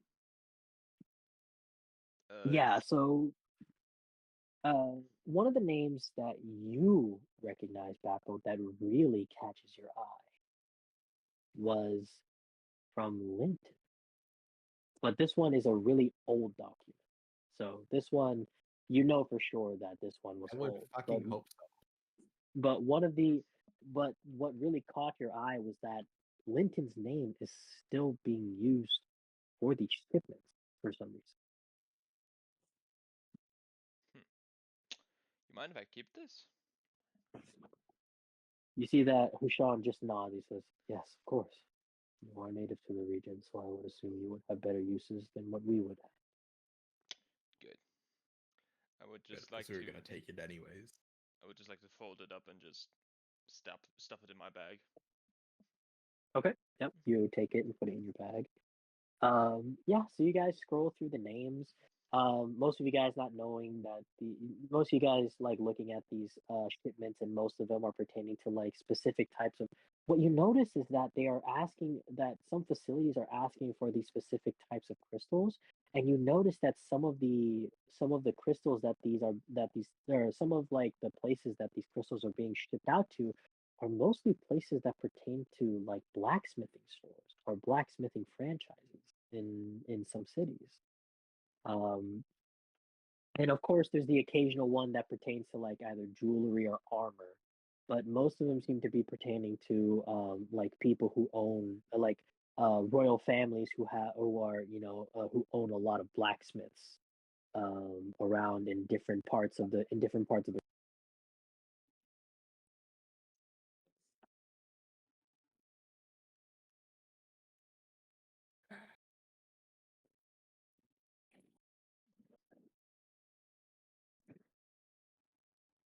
Just as I thought, they're distributing this across the realm. I too This have could also. only have terrible consequences. Well, yes, but why and where? Why Yeah, else? yeah. The map clearly lays out. You see that the map also lays out, or not the map. The documents also say as to like where some of these blacksmith or like some of these smithies or like armor shops or jewelry shops are located. And you notice that two of these franchises, a jewelry store and an armory store, a smithy, both of them are in Ravenfall. Son of a bitch. All right. So, Round 3. so are we heading back to Ravenfall now? So we can stop at least that from falling to shit? The work here is not done. Perhaps some of us should go there and some of us should stay here. Yeah. The last thing we need to do is up. Well, I don't intend on letting that happen, letting it into the city. That's only going to make things worse. At the very least, I'm going to inform. I will be back, and she'll teleport Estelle with her back to Ravenfall. Oh, go ahead. Meanwhile, I would like to take the back side of the page and just like ask, does anyone here have like ink or a pen or something that I can borrow? Let me look and see in my pen. Because Bapruld would like to just write down like a list of the franchises on like the back side of the paper, just so like in case we ever go to a place and we see one of those places from the list. I will give you the list of it. I'll give you the list of it later on. Yeah. Because I don't have a proper list of the smithies, but I'll get a list of the smithies after the session. Yeah. You see that Hushan just looks over at all of you. He says, I unfortunately will have to return back to my village and report our findings to our village elders, but I will leave my sister in your care. My sister. No, you can take her. That's fine. You don't need to leave your sister here. Wait, hold on. I'm kind of confused. Didn't Shamar already leave to go to Ravenfall? Yeah, Shamar's already I gone. thought. Bye. I Stop wasn't talking. sure. I wasn't sure because you kept me there. You were like, "Oh no, everybody," and I assumed I was there. No, You I be said quiet. I thought I said everybody but Shamar. My bad. I forgot the last part of but Shamar. My bad. That's on me. Then. You're Yeah. good then. You're good. But Shamar will Shamar. just say it. Shamar will just say it, and then she'll leave. She'll just be like, "Oh no, we don't need her," and then she'll teleport away. You see that Hushan just looks over. He says, I would highly recommend you bring my sister. My sister will be of use to you, as she's already gotten information from places that it would be otherwise harder to receive that information. I think you have it However, twisted. We are not an adoption service.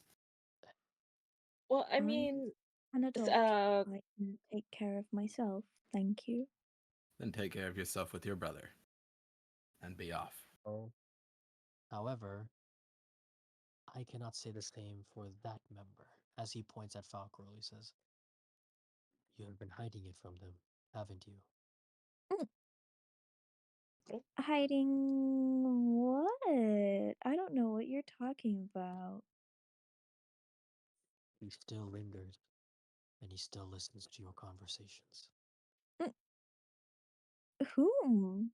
Whomever could that be? I don't. This guy's crazy. I don't fuck with him. This guy's crazy. I would like to see hear that- him out. You see that he gets up and he walks over to you. He walks over to you, Falcor. He says, "There is a war waging within you. A war that is not taken care of properly. Because of everything. I Mm, suggest you." no, I think that there's nothing wrong with me, and I think that you're crazy. You see things that aren't there. Agreed. You see Shamar's not here. Bye. I know. I'm just chiming in. No, I know. before- You before- can't deny. You see, before you're able to back away or like defend yourself by any points, you see that Hushan has made like one movement and has like tapped the voice box area of your chest, and you guys all see these like green large tentacles immediately erupt from her chest. As Falcor, you can feel the pain of the contract that was like that was basically like etched secretly into your body, slowly begin dissipating little by little by little until you no longer feel it. To put it into a little bit of metagame, essentially what happened is your character, any actions that you had done with your character, your patron was listening. With this, he's removed the part where your patron can listen to any conversation you have around you. Which As you- patron? Which patron? The great old one. The You gay see- one. As you see, as you see that Hushan looks at you, he says, "You see, the old one was still listening, still watching. He may have barred you from his realm, but he doesn't let those of his patron go easily." Mm, I had no idea about that. This is news to me. Zone of truth. Yes, finally. You see that a gilded like ring emits around you. What is the 15 what is charisma. the charisma? Okay, charisma saving throw then, Falcro.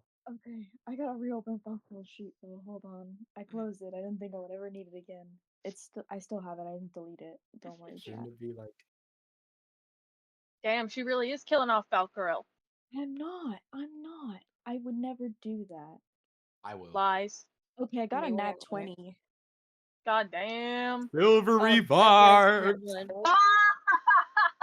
Silvery barbs. Reroll. Take the lower of the two. Don't bother using I like got an silvery unnatural barbs. 20. What the fuck? Severance, that one. My God. Get pooped on, dude. Basically, Yaka, give me a high five. I hate High you, five. though.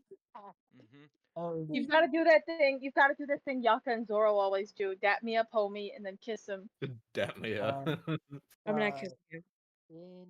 in this instance now, Falcro, you feel your mind begin to lurch, and now you are forced to now just speak the truth now. Okay, maybe I did know, but like the rest of the people didn't have to know. Hushan just looks as you are like kind of getting your bearings together and getting up from the ground. You see that Hushan looks at you. He says, "Needed to know. If you do not deal with this war properly within you, magic that you have exerted within yourself will Did not think protect you you said forever." war. You said whore. You just called her a whore. God damn. Would suggest you go with me. My people will make sure to try to take care of you and help you as best they can. Unfortunately, with how much damage has been done to your circlets within your body, I don't know if there's much that we can save. But if we act now, we might be able to save you.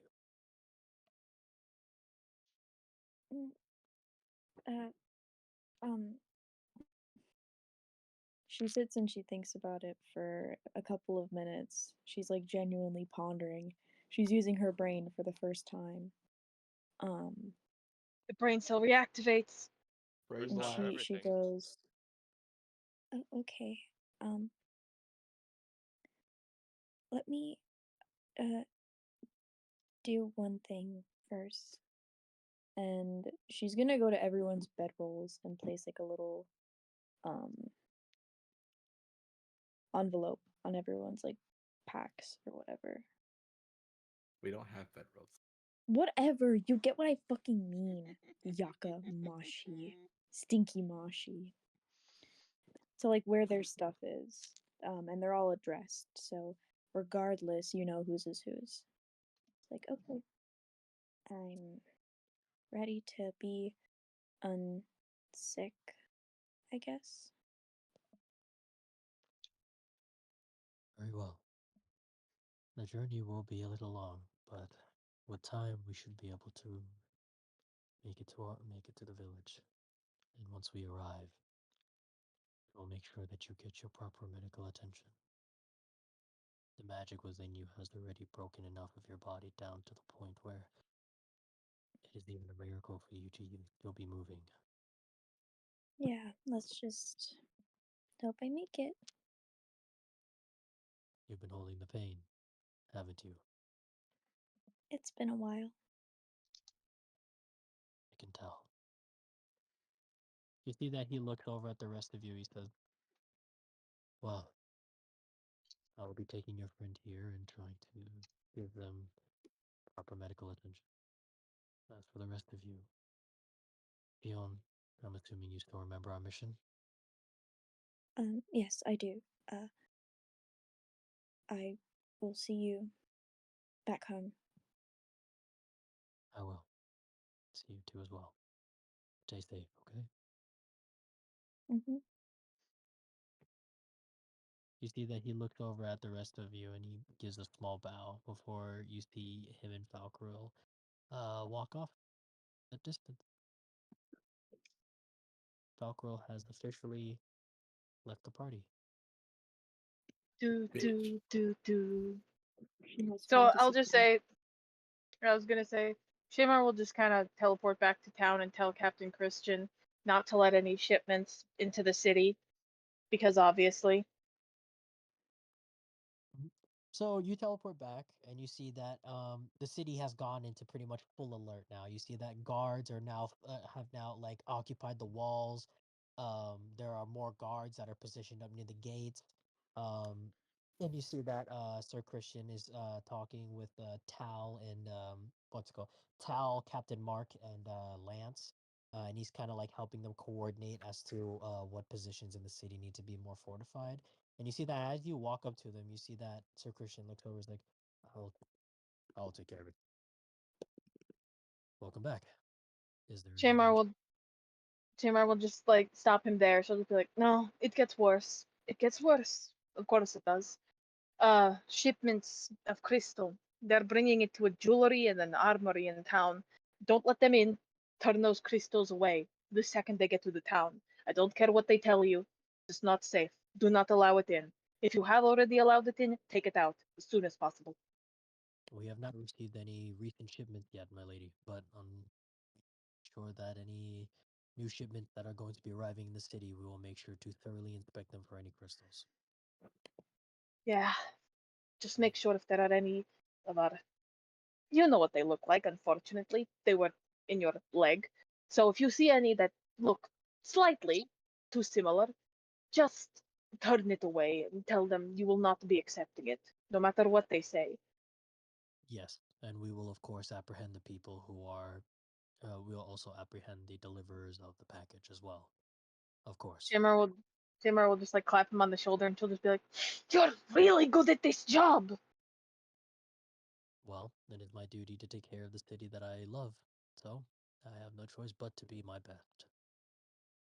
Yeah, but you're just so good at this. Thank you for the sensibility. Of course.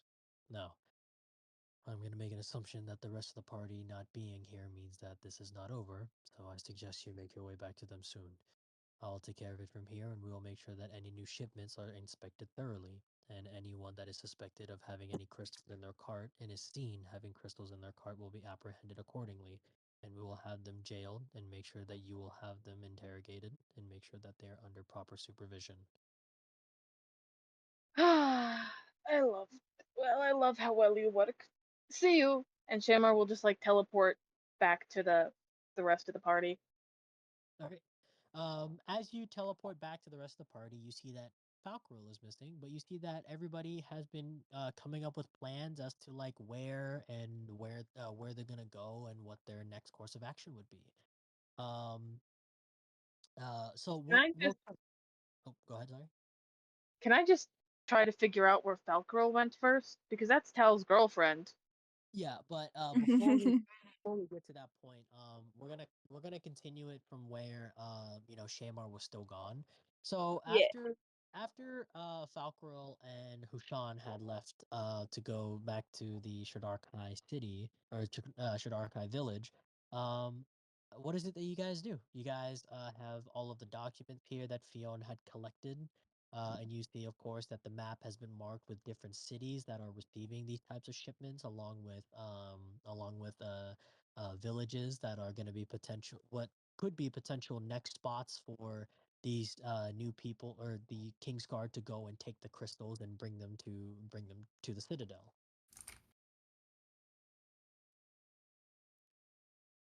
What is the current party's course of action right now? I've got something to say. If nobody else has Say something to say. All right. I'm going to approach our newest party member, Fionn.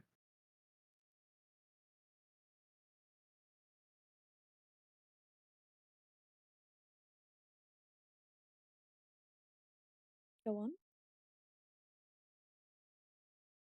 It's my understanding that your brother left you here with us. Yep. I'm not as happy about it. As you all are, I can figure. Hardly.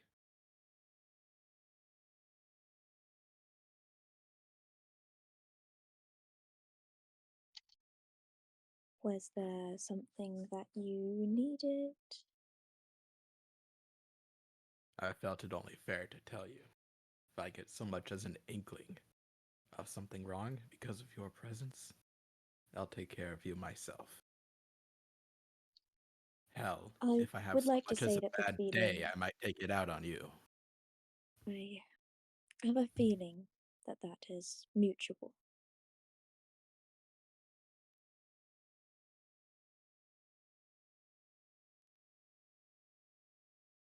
I think she's gonna get along just well.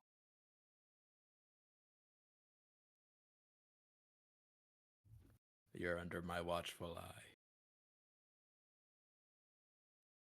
I could say the same about you.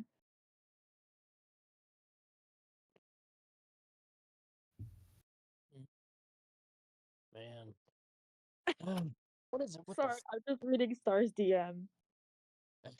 what is it with the fucking tension around here? Gee. I mean, I know we had to leave Falcrill, but geez, can we not with the tension around here? It's hurting my vibe to want to go get something to drink. Hercurio. Shut the hell up. Listen, Once this the problem red is The problem is you. it's too tense around here, okay? Listen, I understand that we got somebody new, but we don't got to be up their ass about it the entire time. Come on, it's a new person. How bad can it there be? are not too tense around, sir. Are you are you feeling all right? Oh, sorry. I was saying that, because usually we're not usually this defensive about getting somebody new to work with. It's just that we've had some bad experiences working with people before, so, sorry for the caution. But I'm Mercurio. Well, that's right. Fiona. Yeah. Just- You I'm see that sorry for laughing. you see that he points over at Eric. He's like, that's Eric. Eric with a K. Yeah, he's always a bit grumpy at times, but don't worry. He's kinda at heart. You just gotta I cast silence on Mercurio. Jesus, Jesus. you see that as we cast silence, you see that Mercurio is still talking, but you just don't hear anything from him. As you see that Mr. you see now that he points at Bapruld and he tries to explain something, but you can't hear anything. All you hear is slowly in the distance, like, yeah, let's get more. Yeah. Mr. Whittaker, would you be so inclined to allow him to introduce you all, or continue to do so? I'm Brigadier General Eric with a K. That's all you need to know. Understood. But I would like to also know perhaps the names of the people I'm stuck with. Cordia kind of lazily like raised her hand from where she's dressed. She's like, I'm Karuni, Greenblood, it's Hellfire. It's a pleasure to meet you, Miss Greenwood and Sir Hellfire. You see that Hellfire just like looks. You see that Hellfire opens up one eye at you, and you see that he closes it and huffs a puff of smoke out of his nostrils. He is a good boy. Their names are at their liberty to disclose. Well, I already disclosed it. I understand that. Bapruld raises his hand. Vaveth Bapruld, cleric on duty. Let's hope you're more truthful than the last one. It's a pleasure to meet you, Mr. Bapruld. Likewise.